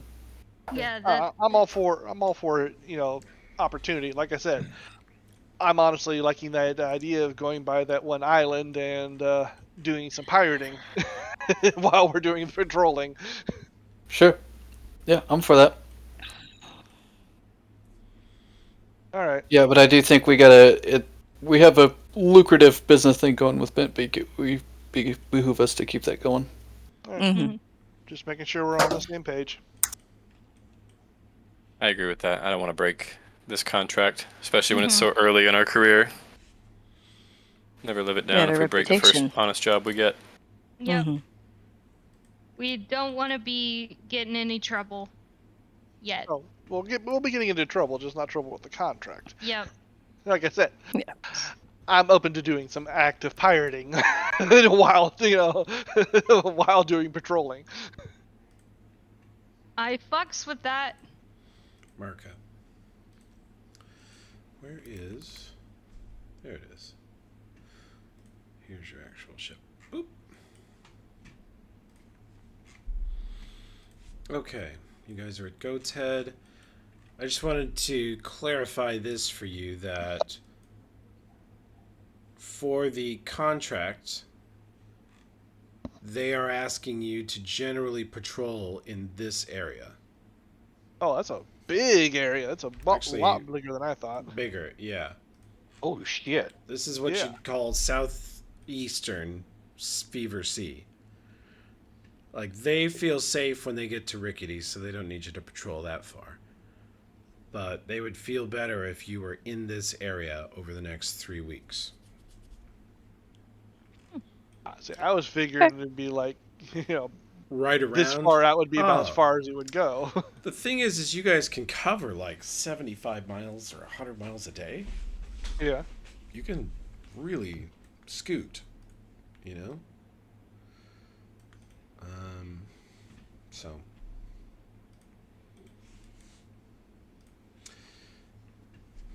Over 20 days, you guys could be all over the place. Yeah, but as I saw it, we were supposed to be protecting Goat's Head, so we wanted to be within a day Yeah. or so of Goat's Head. So that's what he says is that 90% of the ships you're going to see in this area are going to do this line that goes kind of east between 418 and Goat's Head, past Skinny Whale, past Tidewater. He says obviously you don't get too close to Tidewater or they'll fucking blow you to Mars. Or they do a kind of, let's see, where is the cutover? This run, and they have to go around Tidewater that way. That's really the thing, is most of the traffic through this area is going to kind of do that. These routes are the main lanes. He said, so if you're watching those, you're all right. Because cutting up through these islands north of Firegrass, you're just asking to run aground. There's no reliable outlet between those islands. On the map, it looks like you can sail through there, but you have to go really slow, and you really need a navigator who understands that particular hex of sea to not run into bad shit. So you either stick to the lanes or you have a local navigator. Ah. And you guys, with all of your spell people, like you have sorcerers and magus and stuff, so there's things you could do to get around that in the future. Like have someone in front of the ship underwater with underwater sight and all kinds of buff spells on, looking for sandbars, gravel bars, coral reefs, things you could run aground on. You could do that. In fact, I figure someday you're probably going to have underwater eyes as you sail around, because I'm going to attack you from underwater. And then you're always going to have underwater eyes after that. Yeah, look forward to it. We will learn. So true. So what we could do then? We have a map with an X here. We could actually just kind of sail along here and then take a somewhat short jaunt over this direction, find whatever's on that X, and then come back. Finish up here, then maybe swing back by along this way. How's that sound for you guys? Part of our, yeah. Pretty swag. And again, what's we the so X? happen to run across. We have a map that is a picture of Arrowhead Chain Islands, and there's an X marked on one of the spurs off of one of the larger islands, and it's well to the northeast of Tidewater Rock. And that's what we get off one of the slavers, right? Something like that? Okay. Or something. Got it. Cowboy hat guy or something like that? Yeah, just mysterious map. Mhm. Where on this map is that X? Not all the way up here by this little No, it's terminus. about here. Oh, okay. I see where you are now. I don't know. I don't have the ability to share, or I would share the picture that's on the map I have. You could. Can you Actually, not no, just click it? Hold on. There. There you go. Nope, it's too small. Oh, It's yes. too small. You can't see the X, but the X I is. will make you a journal. Yeah, sorry, you're right. I'll make you a journal thing of that. Where the fuck is that object, though? Is it in a backpack or something? Yeah, it's in my gear. Your gear. I will say that I would like to go to Tidewater Rock at one point because my cup is leading me there. Oh, I got no problem with that. But Yeah, we can do that. We must follow the cup. It's outside of our zone for now. I'm always saying that. Okay. So then we do this, and we switch this to observer, and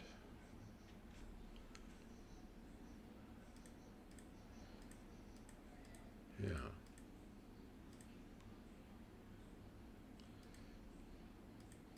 No.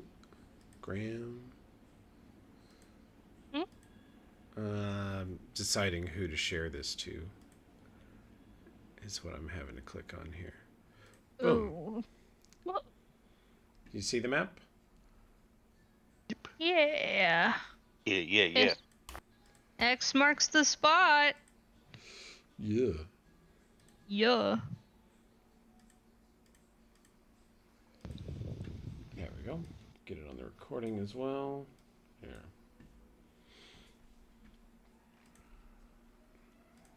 So you guys are formulating a plan. I'm just putting terrible treasure into things later that you'll be mad about. Looks like it's about right here, right? Yep. Or am I tripping? Yeah. Yep, about there. Yeah, exactly. That's what I was saying. Sounds We good. could basically follow the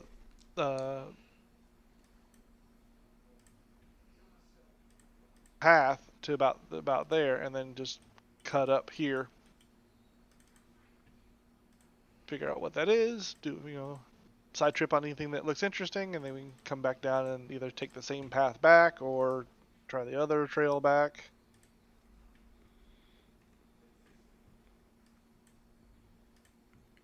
I think that will be our plan.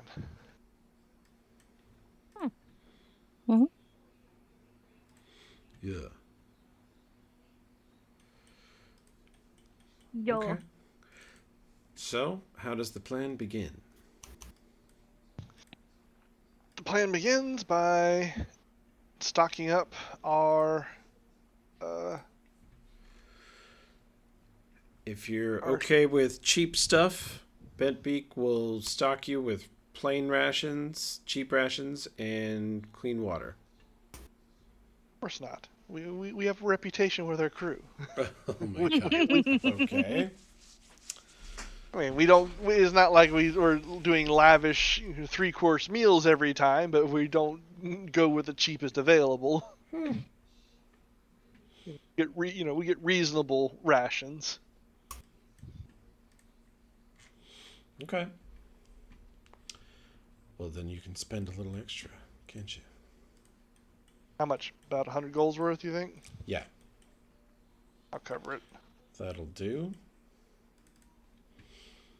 And you guys will have, that means that the crew can, once every few days have a bottle of wine with dinner, or have extra good beer instead of the ship's grog. Yeah. No wine. What? No wine? No. Wine's froofy elven shit. Oh, not that wine. Other cheaper, shittier wines. It's still wine. Well, They can have grog and ale, okay. but none of that froofy wine shit. None of that foofy wine shit. Roger that. No son of mine's gonna drink wine on my ship. I'm gonna sneak my wine behind your back. Sneak the Well, wine. no, that's command crew personal stash. That's Oh, fine. because the command crew is so special. And if the crew wants to buy wine for out of their own money, then fine, whatever. But I am not providing wine as part of their basic rations. Do as he says, not as he does. Of course, I'm the fucking captain. You got a problem with that? That's how it works when you're captain. No. That's just how it works. Damn right. I'm glad we established that early. We're figuring out our power structures here. This is lovely. I'm having a good time. Well, yeah. You're on the command crew. Pfft. Yep. You're one No of the complaints top, here. The top 1% of the TPK. I'm the top Oh guy. no. Oh, yeah. Oh. That's the fantasy aspect that really draws me in. Yes. Yep. There you go. That's the main allure of my campaigns. You get to pretend to be rich. So The true. beatings will continue until moral improves. Moral improves. I don't know if moral's ever going to improve. What As is in that a quote morality from? or I've heard morale? that before. I don't know. It's kind of a meme at this point. Yeah, it is a meme. Okay. Oh, it's from, I used to have a sticker that said that, honestly. I think it's, yeah. So, you guys load up with water and food. The crew has the ship perfectly clean, completely repaired from your last engagement. There were just a few nicks and cuts here from missed bullet shots from the Bronze Fleet. And your crew that you're leaving behind to repair is who? Bilge and... Two helping hands. Okay. Marl says he'll keep everyone away from Bilge. All right. Bolty says she'll keep everyone away from Marl. And Bilge will keep everyone away from you. Got it. Okay. So you leave them behind and sail with slightly reduced crew. Very slightly reduced. Sail. So, Sail. let me take down the circle. You guys got the idea there. I'm going to take out the shipping lanes. You guys have the idea there, I think. And where do we sail first? Let's have a crew check from the first mate, and let's have a pilot check, please. I'll give you a navigation check from Riviera. Oof. I say we go north of Island 481. Head along the lanes. 21, 23, 30. See, even when you roll piss, you guys are pretty competent. Mm-hmm. Hell yeah. Getting good at this sailing thing. So true. You have now rolled out of... This would be the first time you've rolled out of Goat's Head Bay when you weren't at maximum speed chasing something. Yeah. And the crew puts up, like, too much sail, and Riarka is just full spinning the wheel to make the turns in time, and the ship pretty much goes full speed, bat out of hell, out of the bay, as if it is chasing or being chased, because that's what you guys have been doing. And Captain, you realize if you don't want them to do that, you're going to have to be very specific. Yeah, it's good practice. They rip out into the bay. Cheers as you guys hit full sail, still within sight of Goat's Head. You hear yelling and a signal cannon that signals good hunting and sends you out. You curve southwest, and the ship hits a lovely, even with your slightly reduced crew, you can still pull 7 or 8 knots in this ship because the bottom is so clean. It's so fresh out of port, only a few weeks out of Rickety's. And it just flies. Your canvas is in good shape. Crew's in good shape. The crew is so well fed and recently boozed but recovered from their hangovers that they're performing very well. And you guys go sailing out into the lane between Firegrass and 418. How close do you want to come to 418, or what's your destination? In a single day, you're going to get all the way north of 418 if you want. You're going to get all the way here by the end of the day. That's good enough. I would say our destination is here, and that's when we're going to turn northwest. Okay. Just to the west of Skinny Whale Island. Let's get a perception check from the lookout.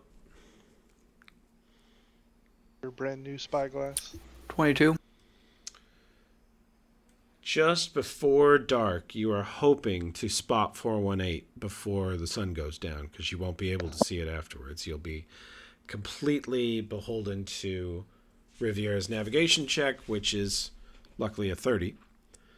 But Sayre, right at dusk, you see the familiar crown of 418's kind of northeastern side.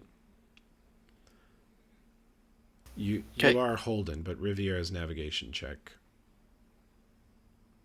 is what I was talking to, right? No, sorry, it was a bad pun. Okay. Beholden. I get it. That's very good. All right. He's walking the plank. So I'm sorry, please continue. it's fine. Puns are celebrated and allowed. Are they? In my heart. Select that and then do this. Okay. Right at dusk, Sarah, you see the familiar shape of 418. And you know that means if you can get west of 418 before it's pitch black, you have a 150-mile or so stretch of ocean that is charted to be extremely deep and nothing in your path, which means for you guys that you could sail 3/4 or even full speed at night, which you don't normally do when you think you might be near an island. Okay, let the crew, pilot, navigator, and all that, Cap, know spotted the island. Okay. Riviera is very keen to have this information. And she plots 2 courses. One where you guys reduce to like quarter sail at night and you plop along overnight. You might go 25 or 30 miles. Or one where you go full clip at night and do like 100 miles at night and 125 during the day. Let's go ahead and do full at night. We need the practice. Okay. You will want to shift your night watches to cover basically 8 p.m. to 6 a.m. That will be their long shift, and let them sleep during the day. Anybody that's got dark vision or low light. For this purpose, low light is as good or better than dark vision because it sees better range, and you're talking about seeing for miles out in the ocean. Okay, I've got low light, so I can stay on second watch is what I have been on. You'll essentially, it would be wise to put Sarah in the crow's nest for both night watches and then let her sleep during the day. Okay. And if I can ever get the sheet fixed, you guys will have some buttons to sort of figure this out, and it'll do the math for you. And then when I ask for a perception check at a given time of day, you'll know exactly who's sleeping and who's not. Put me where I need to be, Cap. You are... Day watch because you're human. Yeah. Yeah. Unfortunately, regrettably. We have plebeian eyes. Terrible. We do. But bonus feats. That's right. Great feat, terrible I eyes. only have 2 of feet, unfortunately. Since cats can see in weird lighting, should catfolk be able to? I don't know how that works. You have low light, so you can see very far at night. Okay. For people with low light vision, it's similar to Tolkien. If you have low light vision, then starlight, moonlight, these are as good as sunlight for you. You suffer no perception negatives during starlight or moonlight. If you go in a cave, you are as blind as the humans. Only dark vision people can see in the total absence of light. Cool. That's Pathfinder vision. But because you guys sail all night, let's see. You're going to go another 100. You are going to, on the morning of the 27th, the sun's going to come up and you'll be 150 miles west of 418 already. You will be, according to Riviera's calculations, where are you at, Chica? Here we go. And I should be, if Rye listens to the recording, he'll be like, Toby, you should be using my investigator bullshit. So let's do that. Wow. Good thing I did. Got an extra 1 out of that. Riviera says She believes you are due south of Haken's Redoubt, which is an island just to the west of Firegrass, and she believes you're on course. And by tomorrow, Cap, she says we should see, or by evening tonight or tomorrow, if we stop, we should see Skinny Whale Island, which we're coming up on. Okay? Well, I figure we'll go about another 50 miles and then turn northwest. Okay. Cut between Skinny. We're gonna cut to the west, cut to the east of Skinny Whale Island. Okay. That's going to be a pilot and a crew check, please. Oh, not here. Here. Ah. We're gonna go forward. We're gonna go forward. Well, another this 50 miles is by lunchtime. You're ready to make your turn. Pilot check is good. Holden's crew check is good. And you're going to navigate through this little chain of small islands between Skinny Whale and this. This is a pretty wide stretch here. I'm not going to make you guys do tricky navigation for this passage. If you were going here, I would be picky. But here, it's just going to be a standard roll. Okay, Sarah, give me a perception check. If it's the middle of the day, I'm not on watch. That's true. Who do you guys put in the lookout during the middle of the day? If not Sarah. Oblivious. Fuck off. I've got a +7 perception. Probably not me. I have an 8. It's also not great. Better than our That +7. rhymed. Can anyone You guys are beat better an than 8? me. No. Besides, I'm probably working at night anyway, so. I gotta steer the boat. I think it might be Crazy Guy. Yeah. Yep. Just me and the sword talking to ourselves. And plus, I have to do the wind thing.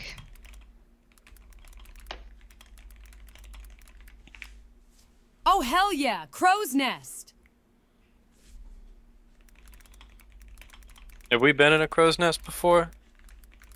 I know you can't tell me, but... No comment. Yeah, I was going to say, you can't say, but surely. Tengu's Nest. Surely. Tengu's Nest. Tengu's Nest. You can read your radiance up there. I'd prefer not to, but I suspect I'll be made to.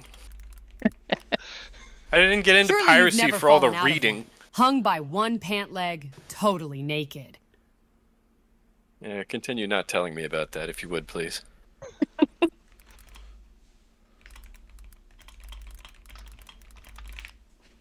I will, if you get the book out. All right, deal. She is a freak. If he was naked, how was he hanging by a pant leg? Questions better left unanswered, Captain. It wasn't his pant leg. I can imagine how...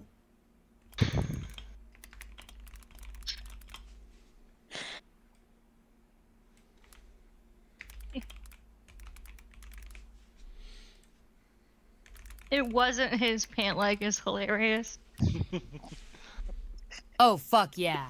Midloads pack has to be a Masterwork F1 hiker pack. They sell those in Caliphas. Alifas. Caliphas mentioned. Yeah, Caliphas mentioned. Okay. So, the perception check from the reluctant 21, pretty good. You spot land to the west and small chain of islands to the northeast. And Riviera says, we're through the passage on the east side of Skinny Whale Island. She reports to the captain. I can't tell if my back is sore from the weight or from the way you look at me when you think I'm not watching. God damn. The fuck? Wow. Holden has memorized. Holden fucking memorized the book. I copy pasted. But yes. You bastard. With the voice. Yeah, Nicolas Cage fucking audiobook. sold that shit, dude. I'm sorry. Keep going. Okay. So, where are we headed? Ping it on the map. Basically says Riviera. Captain, where am I going? Keep heading northwest. We're Okay. looking to be on the northern side of that spur, the arrowhead chain. She says we could sail half speed tonight and fairly reliably not run aground, destroying our ship and ending our adventure.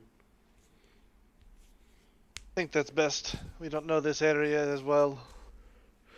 Also, she says some of these islands are either uninhabited or they have markings for hostile creatures. This one has a marking for cannibals. So Cannibalism mentioned. if we're going to run aground, rather it not be there.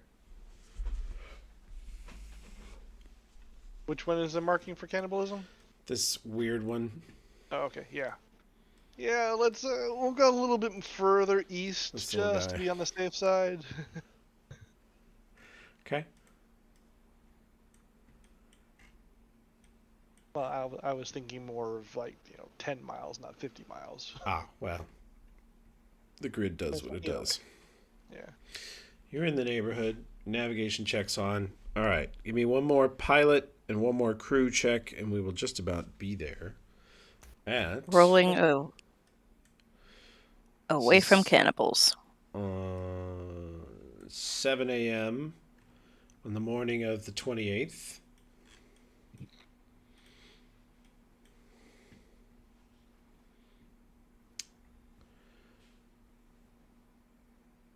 Let's see, Riviera.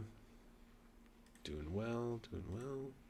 Actually, I'm supposed to be rolling this skill with 1d6. Voila. Okay, about the same. On the morning of the 28th, Sarah, you are finishing up your night watch and you can roll a perception roll at 7 a.m. 23. Ahead, there is a huge island to the west that arcs, goes all the way up into a small, obviously past volcanic peak, and then it runs to the northeast ahead of you. You are in the bay that is near where Cap pointed to on the map, on his little map. So, right at dawn, you've got land ho, straight ahead. Okay, I report. All right. It's bringing us in nice and easy. See if we can find a place to get to shore. Let's see.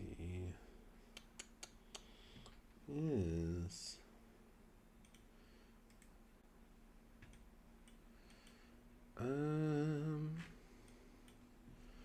All right. I'm gonna pull you guys over to this island, and we need tokens for you down there. We need tokens for the crew, even though they're not all here. And then we need token for the ship. And nobody can see shit because I haven't set the lighting right. I apologize. I see perfectly fine. Jump scare. Dark There we vision. Yeah, there you go. Dark vision nerds are fine. Dorks. Dorks. So the X is about here. Okay. As we're sailing in this general area, what does the terrain look like? Is it like more hilly plains? Is it forested? The east side of this island is very often covered in long, rolling waves of fog that come off of these hills. It is thick jungle There are some places that you think you can row in, some very narrow little cliff beaches, gravel beaches. But you think you can get in there. All right. But it's saying it's mostly jungle, so trying to do a stealthy, going out of our way for a stealthy approach is probably not worthwhile. So yeah, I would just see if we could find something in this. Oops. What I want to do, but effectively, yeah, this. Yeah. I think we get what I'm saying. That beach area. Okay. We don't need that. So we just got like a mess of.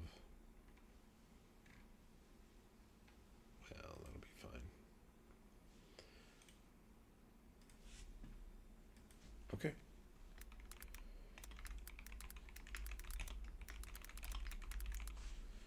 Change this, and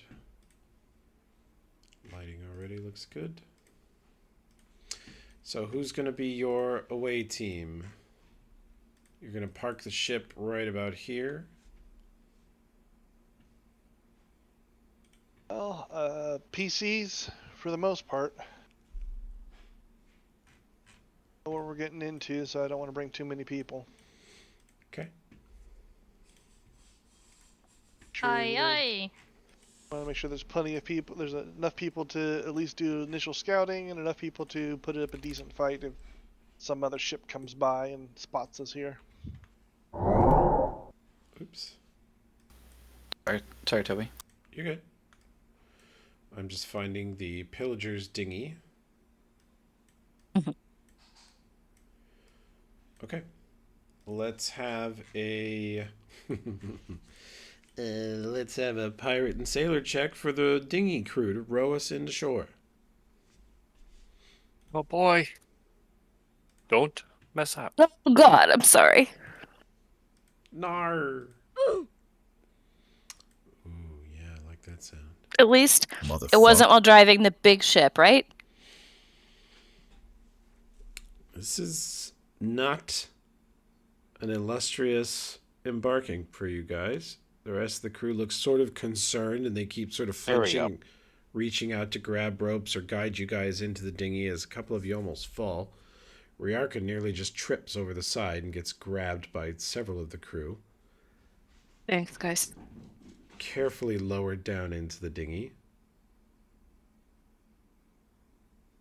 Yeah. Yeah. Perfectly balanced, as all things should be. Yeah.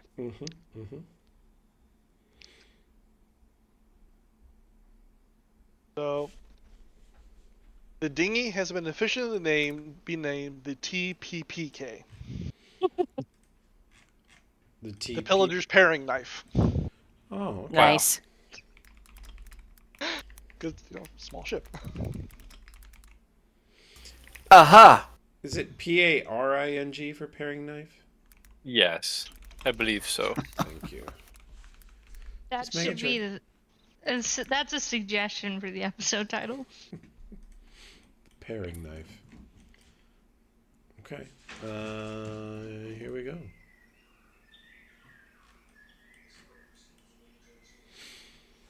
You guys find the safest looking, least rocky, white sand beach. It's a small patch, maybe 200 or 300 feet wide, that leads into the jungle on the east side of Arrow Chain Island. Seems there's already a dinghy here. There's a person who can't see.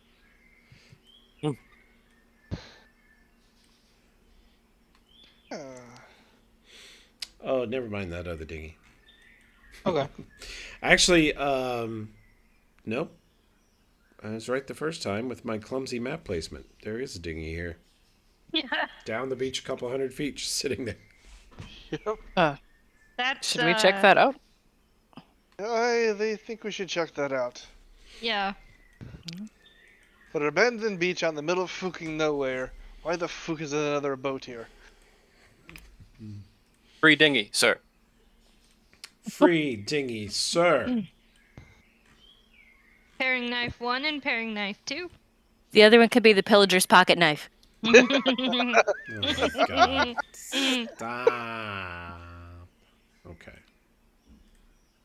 Pick pillager's butter knife. No, we have to have something sharp. Yeah. It's hard to pillage with a butter knife. Don't knock it till you've tried it. Now spoons are legitimate. Butter knives not. Spoons, you can like scoop someone's eye out. Yeah, exactly. Yes, it's dull. Side-eyeing Buhan. What? It's like, it's an idea. Classic lines. But anyways, yes, we're going to go and investigate this other boat. Okay.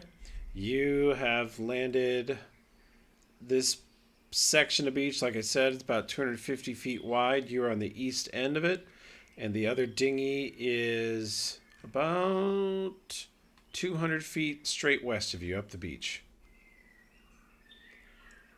And Shafeng says he will stay here and protect the dinghy. Riviera Choice, leaves sir. Lilvan and Shafeng, who just love hanging out together, to protect the dinghy. And have a crab boil while we're waiting. Yeah. Save some for me. When you guys get down here, you can see there are two dinghies. They are pushed well up on the beach. In the picture, it looks like the water's touching them, but they're farther up the beach than that. They are very dry. They've been pushed far up on the beach beyond high tide, and they've been sitting here a while. They're looking kind of rough. Talking about months or years, kind of. Survival check. Who is good at survival? Not I just rolled a 16 and 17 survival and perception, Toby, if you want that. I want that. Sarah, these things have been here for, gosh, maybe a month. They've been left out. They were clearly meant to be reclaimed later. Like, you wouldn't leave. It's kind of ruined now. It was a decent couple set of longboats from some ship. And they've been left out in the elements for over a month now. They're badly damaged from that. And they have like covers that could have been deployed, like canvas covers. They weren't. Mm-hmm. The oars are here, and based on the layout of things and a lot of nicks and cuts and dents, they were hauling heavy equipment. Okay, pass that along to the cap. Any discerning markings on the boats of any kind? Like, I probably won't say the name of a ship, but anything else I might notice? That's it. Okay. They've been rained on 25 times and... Sure, yeah. The nicks and scrapes, can I tell what kind of equipment it may have been? Or just heavy? Like, we're talking roll me guns? One more survival check. Okay. As you ignore Storgrim's 9 to give you -2. 27, I think it was. You run the tips of your fingers under the sort of outer, on the inside of the boat, but under the rail lip. And you get this black residue on your hand that you think is coal dust. And you think that the equipment that was in these was mining equipment. Oh, okay. I'll pass that along. Unexpected. What could they be doing mining equipment out here? We know less about this island than we thought. Or those guys knew less than they thought. Yeah, I tried to roll knowledge local to know anything about that, but I don't.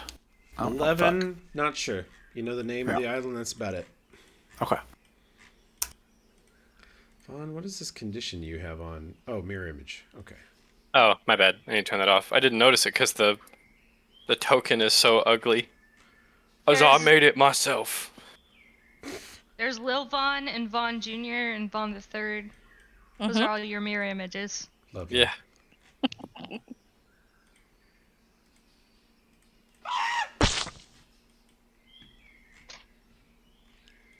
Perfect. Well then, let's see Uh, what fuck's going on around here. Okay. Any signs of a path of any kind, Toby? No, on a sand beach after a month. No, Sure. nothing recent. You can see wildlife.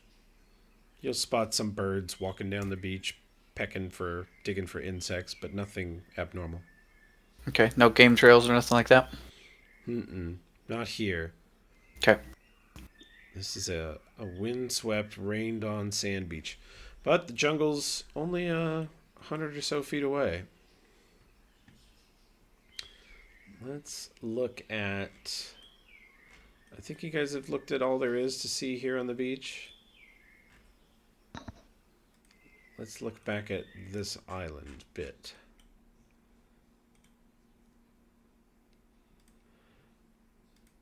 And give me those annoying jungle sounds again. Thank you. So on the beach, you've got a couple ways you can go up into the hills. Your map is kind of vague about this. You can either go to the north, which runs along kind of the water line, and hope that that has a path to it. You could try to cut straight through the jungle. It looks pretty thick, but you guys have gone through pretty bad jungle before. To the south, the jungle looks thinner, but that doesn't exactly take you in the right direction to get at the X. Yeah, but considering the fact that somebody came through with heavy equipment, there has to be some sort of path, even if it's gotten overgrown in the last month. So I'm thinking it's either going to be north or south. I don't think going straight through. Well, the quickest way would be to split the party into 3 groups and then report back. Captain, don't listen to Jim. He's a fucking idiot. It's the sin voice. He's using his sin voice. What? He wants you to You take sin. He has a Scoob. sin voice. The sin is making a new character. Anyway, I don't do that. That is a disgusting way to describe it. I love it. we have you on recording. Anyway, All right. You want to choose a way and start scouting, Cap? What do you want to do? Storgrim, you are right about this much. It would be a nightmare to haul mining equipment through the jungle. So, and if the boats are only a month old, if they had gone directly west, there would still be a visible path. Yeah. Stands to reason. So you're thinking that they either went from the beach here or here. Exactly. They're either to the south there is a cutway into through the thinner. They might have cut their way through the thinner parts, or the north there is either a thinner part or a path. So actually, I say let's head north. All right. Okay. I'll scout out 30. Okay. I was going to say specifically, we're looking for areas that look like that have been cut through or forced through recently. Of course, recently being a month or so. Into the jungle from the beach? The jungle, yeah. Okay. Oh, man. It really would be so much faster to split the party here and just check both, but whatever. The sin We'll, voice. we'll send Little Von south. That's dirty. High five, Cap. Okay. Survival check. 24. Sarah, are you marking? Natural 20. Roll out. Jesus. Hell yeah. Yeah, I'm 30 feet. You want me 30 feet out, 60 feet out? How far you got me out, Cap? Or you got me right up, I guess, yeah. We'll go 30 for this. Sounds what I was thinking too. Okay, 30 out. Sarah, there is a couple places where you can see that a large tree or a boulder was moved on this path. Tree was just cut down by something really effective. Like you got a palm tree with a 2-foot thick trunk and a perfect cut, just like a buzzsaw, chainsaw, some high tech, high quality piece of equipment sawed through this tree. Okay. So they're clearing the path? Is that what I think they're doing? Looks like. Alright, I point those out to the captain. I think we're on the right track, Cap. Alright. Let's follow it. You come to a rock wall, 30 feet high, practically vertical, of this black lava rock with little ferns and bits of plants growing out of it here and there, but mostly it is just a sheer rock wall. And you see 10 feet apart on either side, 6-foot metal poles that are starting to rust. They're just iron poles stuck into the rock. There's a pair of them about 5 feet high, another pair 15 foot high, another pair 25 foot high. And they're just sticking out of the rock, but they are perfectly level. They stick out of the rock so that they're basically, parallel with the ground. And you could use them to climb up. You could attach rope things to them, but those of you with knowledge engineering, we're dragging Riviera along for skill checks here. She says that is the remnants of an elaborate elevator system. Elevator meaning a mechanical platform that attaches to those devices and lifts incredible amounts of weight up the cliff. This was easier for them than going through the jungle, she says. Well, cool. Makes it easier for us too. We can attach a few ropes to those things and you're gonna attach ropes to it? Yeah. I was about to say it's still a DC 15 climb check, but if you send someone up first and attach ropes, it's only DC 10. 22 acrobatics get up there, Toby? Yep. And Sarah a rope and say, here. You send Sarah up the cliff. Sarah, you can secure the rope around one of the top metal poles. And then let's have a DC climb check from everybody else. I can't feel it. You can't feel it? It was a DC 15, right? DC 10. Are you skipping the rope? Shit. Riarka. Oh. I did Yeah, I'll not skip make the rope. that. Can we use... Yeah, can I'm we use using the acrobatics rope. instead? No.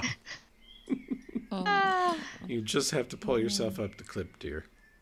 You can do think it. I need to roll that one again.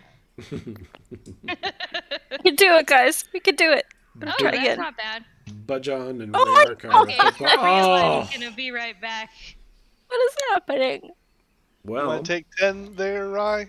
I know we're all Yeah. surprised, but the spellcasters are at the bottom of the cliff having trouble.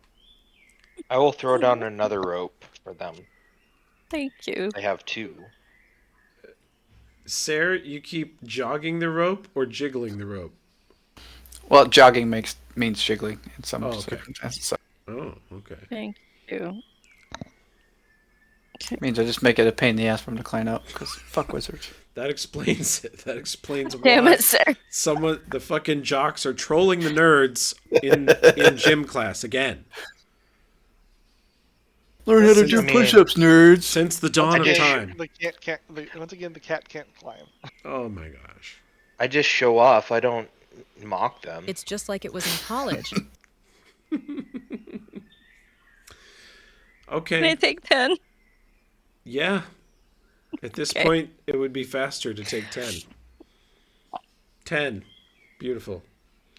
You slowly climb up with the rest of the party yelling at you, offering advice, backseat climbing, pulling on the rope, jiggling the rope, and pointing at you where to put your feet and yelling no if you don't. Or even when you do put your feet where they tell you to, they still yell no. So this is a lovely experience for you. Traumatized. It's called team building, right, Cap? Aye. But John, with the +1, manages to get up under these circumstances. Ryarka also joins you at the top of the cliff. Great job, team. Perception check. Hazing is not good for morale. It's true. A lot of the SIU fraternities found out that the hard way about 20 years ago. 20 perception, 27 survival up top of the cliff here, Toby.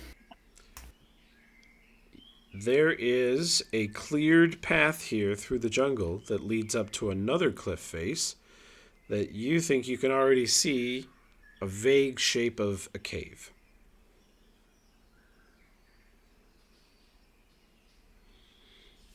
All right, point that out.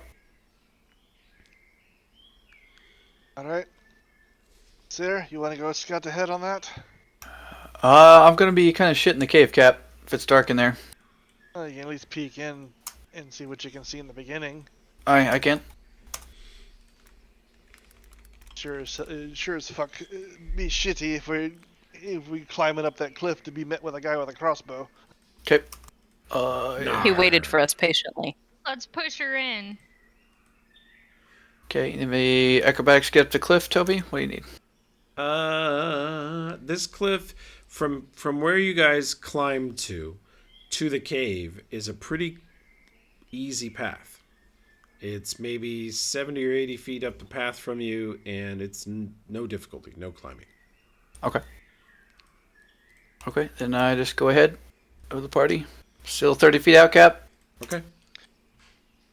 Well, I figure you'll just check out the cave opening there. All right, hanging my Let us pussy right know. out in the open. Come back. You approach, the path winds to the right up this hill. You're 40 or 50 feet above the cliff level that you got to after the metal poles. Mm-hmm. And ahead of you, there's a cliff wall that runs to your left, a cliff wall that runs to your right, and you can see a cave opening that is about 10 feet wide. And you can see, even in the dim light, the sunlight's shining into it enough for you to see that there is a support structure. There is a iron reinforced wooden beam laterally about 6 feet off the ground over the entrance, and it connects to side support beams.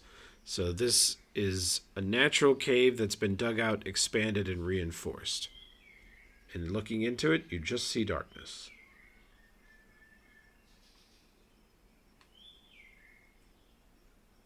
Uh, 29 survival and a 28 perception to kind of read anything, tracks, signs of anything. Nothing has walked in and out of here for weeks. There's been the usual Shackles almost daily rain because you're in the tropics. So tracks don't tend to last too long in this environment, but nothing's been here in the last week or two, you're pretty sure. You think it's much longer than that. Okay. Well, I'm not going in there blind, so I'll go back and report back to Cap. You see the remnants of a wheelbarrow, like a wooden wheelbarrow that was left to one side of the cave entrance, and it looks like it's been rained on a bunch, and the jungle just eats untreated wood tools at an incredible rate. Does it fit the same time frame, about a month or so, or is it newer, older? Okay. Yep. Okay. I go back and report back to Cap. All right, let's start climbing up then. Okay. More climbing. Well, this is just a walk for you guys. It's nothing too hard. But if you want to head for the cave entrance, you can. Yep, we are.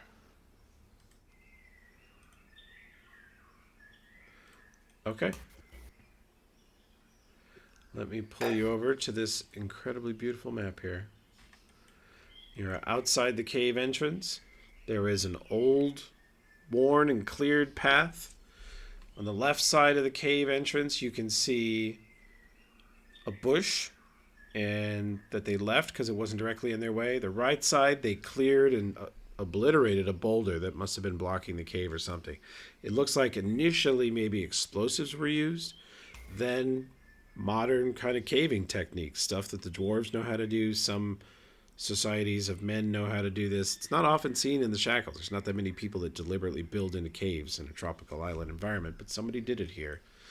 And you can see, Storgrim, you can see into the darkness. The structure is still sound because it's in the cave out of the elements. And you can see tools. You can see shovels laying around, ropes, some leather bags or backpacks on the left side, just inside the entrance. I'm not seeing anybody. And as soon as you step there, Storgrim, you can see into an initial cavern to the north, which is maybe 20 feet wide and 40 feet deep. And as soon as you step in, you see on the ground the pale white, reflective, even in your dark vision, of a human skeleton. And it is laying in an opening that's only about 2.5 feet wide. So as soon as you go into this main cave, it looks like they dug that out, reinforced it, and then they realized that what they really needed to do was come into the cave about 5 or 6 feet and immediately turn 90 degrees left. And when they opened up that passage, they died in there. You see 1, 2, 3 skeletons of various species, and standing at the back of that little side chamber, 35 feet from you, staring at you, is an 8-foot tall golem of stone with a skull-like face, clawed hands, broad shoulders. It's 8 foot tall, but it's the dimensions of a dwarf. It's incredibly wide-shouldered and powerfully built. And it looks to be made head to toe of treated, magically enforced stone. Looks like we got ourselves a guardian. Well, Well, you're dwarfy, you know about stone and shit. Talk him off the wall. Looks like as long as we don't step into that cave, he ain't gonna bother us. I'll move up here. Okay, you move into the initial chamber. You can see that there's some broken tools. There's some pickaxes, wheelbarrows, pulley systems. There's lots of rope. There's spare wood and iron fittings. There's some lanterns that were thrown on the ground. It looks like all the violence kind of happened at once in that little side room. This corpse that's laying in the door looks like it was trying to crawl out. Do you have the heal skill? I do not. Okay. -1. Me neither. I got some heal. The big question is, does the golem react to me moving into this room? Nope. I'm going to... Sarah deleted herself Nar! Sorry, Toby. It's okay, man. We're going to figure out right that in bug. front of my eyes. How dare she? You're back. She just ninja'd. Moving... It's not hard to put you back, so don't worry about it, dude. Basically, I hold my hand up so nobody follows me, and I'm basically edging forward. Edging kumquat. I'm not going into this cross thing here. I'm not even gonna let my feet, my toes cross the edge of where this wall is, but I'm moving forward slowly and waiting to see where the golem reacts and being ready to move back quickly if it starts moving in my direction. Okay. So, does it stay in place? As you approach the crevasse, the opening, it does nothing. Riarka, did you want to roll a heal check? Well, Sure. I wanted to wait. Oh, you want I to look wanted first? to test Okay. this when I was testing this before I let anybody get close. All right. As long as you don't cross the wall, I think it's going to leave us alone. So if anybody wants to look at stuff, stay behind the stone. Now, feel free to make that check. Okay. I will be quite careful.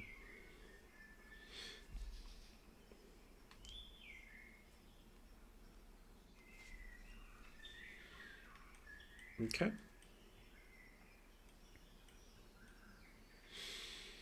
Riarka, the skeleton that's in the doorway here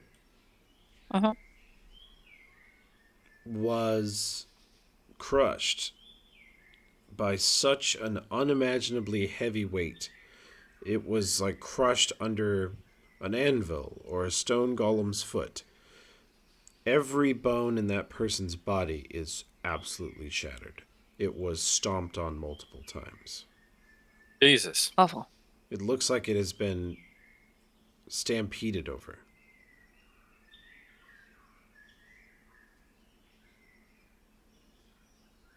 Oh, we did that fate.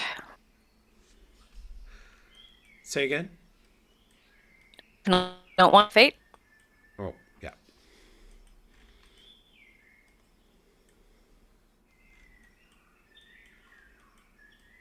So I can barely see that. What does this look like? Behind the golem is a 6-foot metal aperture in the wall, like a metal ring that's about 1.5 feet deep, 6-foot diameter. It is vertical. It looks like a doorway, but you can see that it just leads to a wall of rock. Doesn't lead to anything. And the golem is standing directly in front of it, blocking it. Wuhan, can you detect magic from that far away? Can I? 60-foot range. Is it 30 or Okay. 60? Yeah. Oh no, it's 30 foot from the entryway here to that end. It's 30. Can I stand here in this square?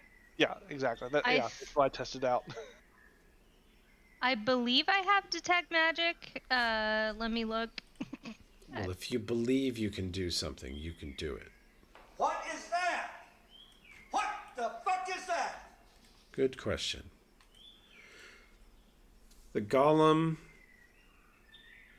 is a solid 8 out of 10. It's a very strong magical creation. Ooh. The metal circle built into the wall behind it is more like a 10 out of 10. The golem has auras of abjuration, transmutation, which is normal for like magic items. Bilge, Tortugan, they radiate that. Bilge and Tortugan, by the way, are also like 7 or 8 out of 10. They radiate a lot of magic. A lot of magic was used to create them. And I'll give a spellcraft check to those of you that buy it. Aye.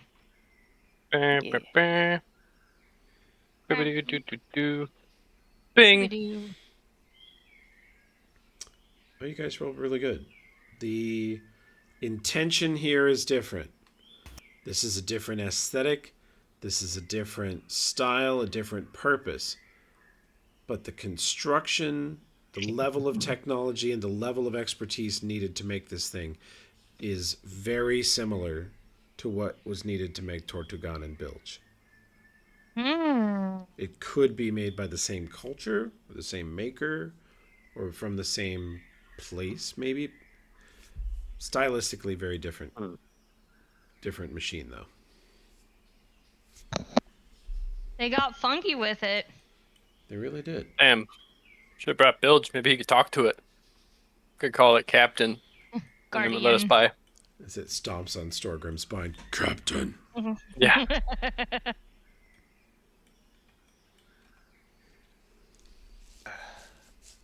Obviously, there's something important back there. Question is, do we feel like we can take that beast on?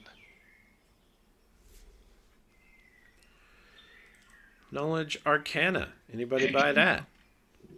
Aye, aye. Yeah. I'm an expert Oh, at it, of course. fuck. Love Surprisingly, no. I assist Storgrim. That's an 8, Budjon. that. No. Oh, were you kidding, Storgrim? Do you not know Yes, I anything? am. I'm the fighter. Of Well, course. yeah, your family makes magical dwarven weapons. I thought maybe it was like a backstory thing. You're like, used to sit on my peepaw's knee and he'd tell me about golems. My Boo hoo peepaw. hoo hoo hoo. I know nothing. Hell yeah. Vaughn, if that is a stone golem. And actually, I could actually try helping with Radiance instead of just being annoying. Although obviously you know which one That I would be enjoy so more. out of character for her, though. You know what I like to do. Oh, she gave me +2.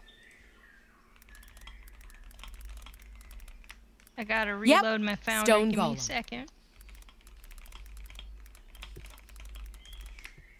Instant death for any of you nerds. Yeah, that's what it looks like.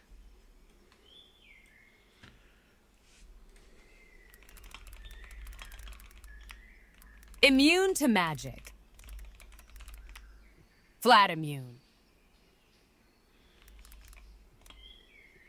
Wow.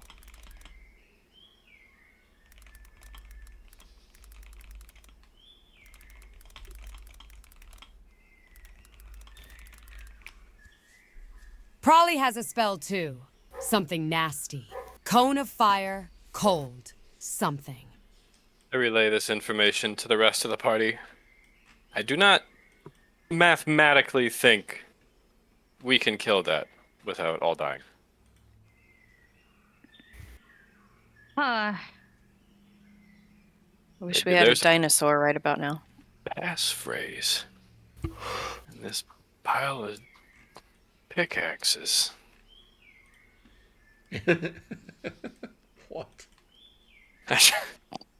It's worth investigating. Yes. You notice that on the side of the pickaxe it says password 123. This I is the thought answer. password was pickaxe. No. I'm gonna start going through these packs here because clearly they had some idea to immediately go in this direction. And I'm assuming I'm not seeing any indication like of ore vein or something like that that might convince them to mine there, right? Yeah, they're not looking for ore. This cave shows no promise of such things. Riarka, if you stand in the peak spot for a second with your heal check, the skeleton in the crevice that is right underneath you, you think was a roughly 7-foot tall human. Oh, jeez. Large man. Still got squished up. This one over here on the right is human. And this one over here on the left has a tail and a differently shaped head. It was also stepped on and crushed, so it's hard to ascertain, but it's definitely not human. It's some variant of lizard man, Nagaji, one of those reptilian humanoid races. And then there's a corpse. There is a field of debris and shattered bone in the center of the room. Is from another corpse, and you can see of everything in that pile, that corpse is so shattered it fell to pieces, but laying next to it is a sword. The center of the pile of mush, there is a mithril chain shirt that has shattered bits of bone squeezing out on either side of it, with blackened, rotted meat on it. And it is laying on a blue cloak that has crushed bone and bits of rotted meat on it. And there is a backpack that is in tatters from being stepped on by the golem. Like it exploded. Rations went everywhere. Cutlery, tools, maybe even a absolutely obliterated spyglass. Some other things just shattered, but one thing survived the backpack being stomped on, even as the backpack tore to shreds. There is a Tuckaroo sleeping bag in there next to that corpse. Oh my god. Hear me out. Mage hand. I have mage hand. Me too. Hey, what if we mage handed it together? Storgrim, do you think? Book it. Get whatever we can. Alrighty. Do you think it'll set it off? Well, easiest way to find out is to have one of you there and put a mage hand out and mess around with some stuff in there. If you see it moving, we back off. Okay, I'll be back by the cliff. Well, I'll stand by just in case to watch. Cool, thanks. I believe in you. I'd start with just like picking up this skull or something to see Yeah. if the golem reacts. Yep. And then I also would not saying that not because we are afraid of what's happening.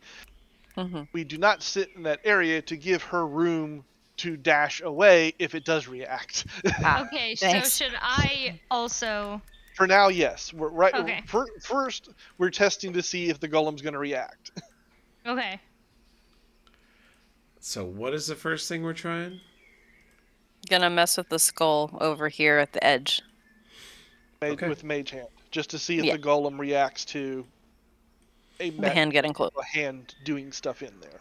Okay. Yeah. You cast the spell. You start to reach out to grab the skull. And you hear the golem. You hear a strange stone grinding sound for just an instant before you hear it say. And its head turns as you hear the stone of its head scraping against its neck.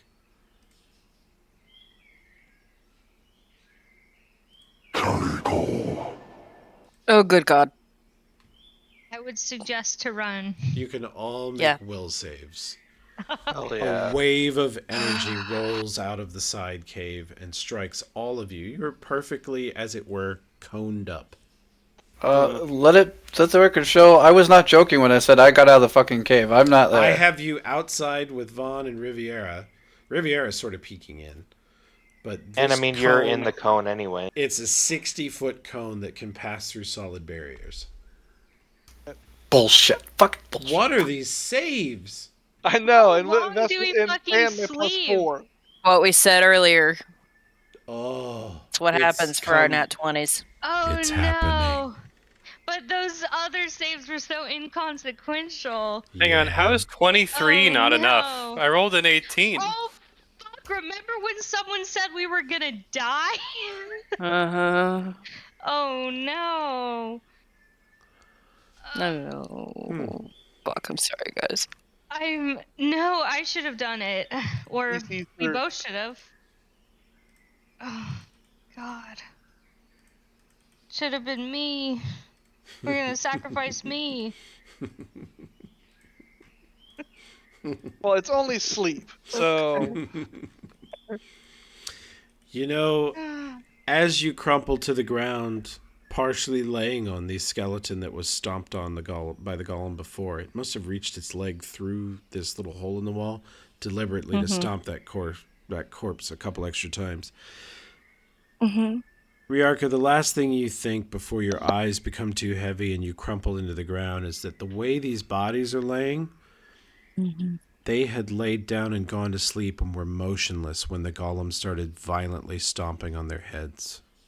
Hell yeah. and let me guess, this is where we're going to end it for the week. Yeah. We're going to end it actually like this. Oh. Because one person in the party is immune to sleep. I'll see you next week. Oh my gosh, yeah.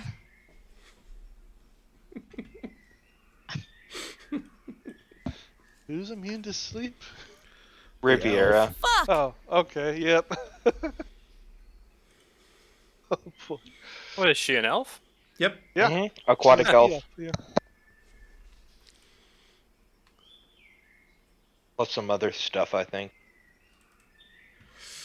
Yep.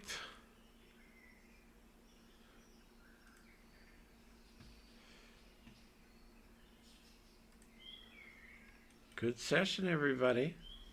I'm very sorry. Well, that's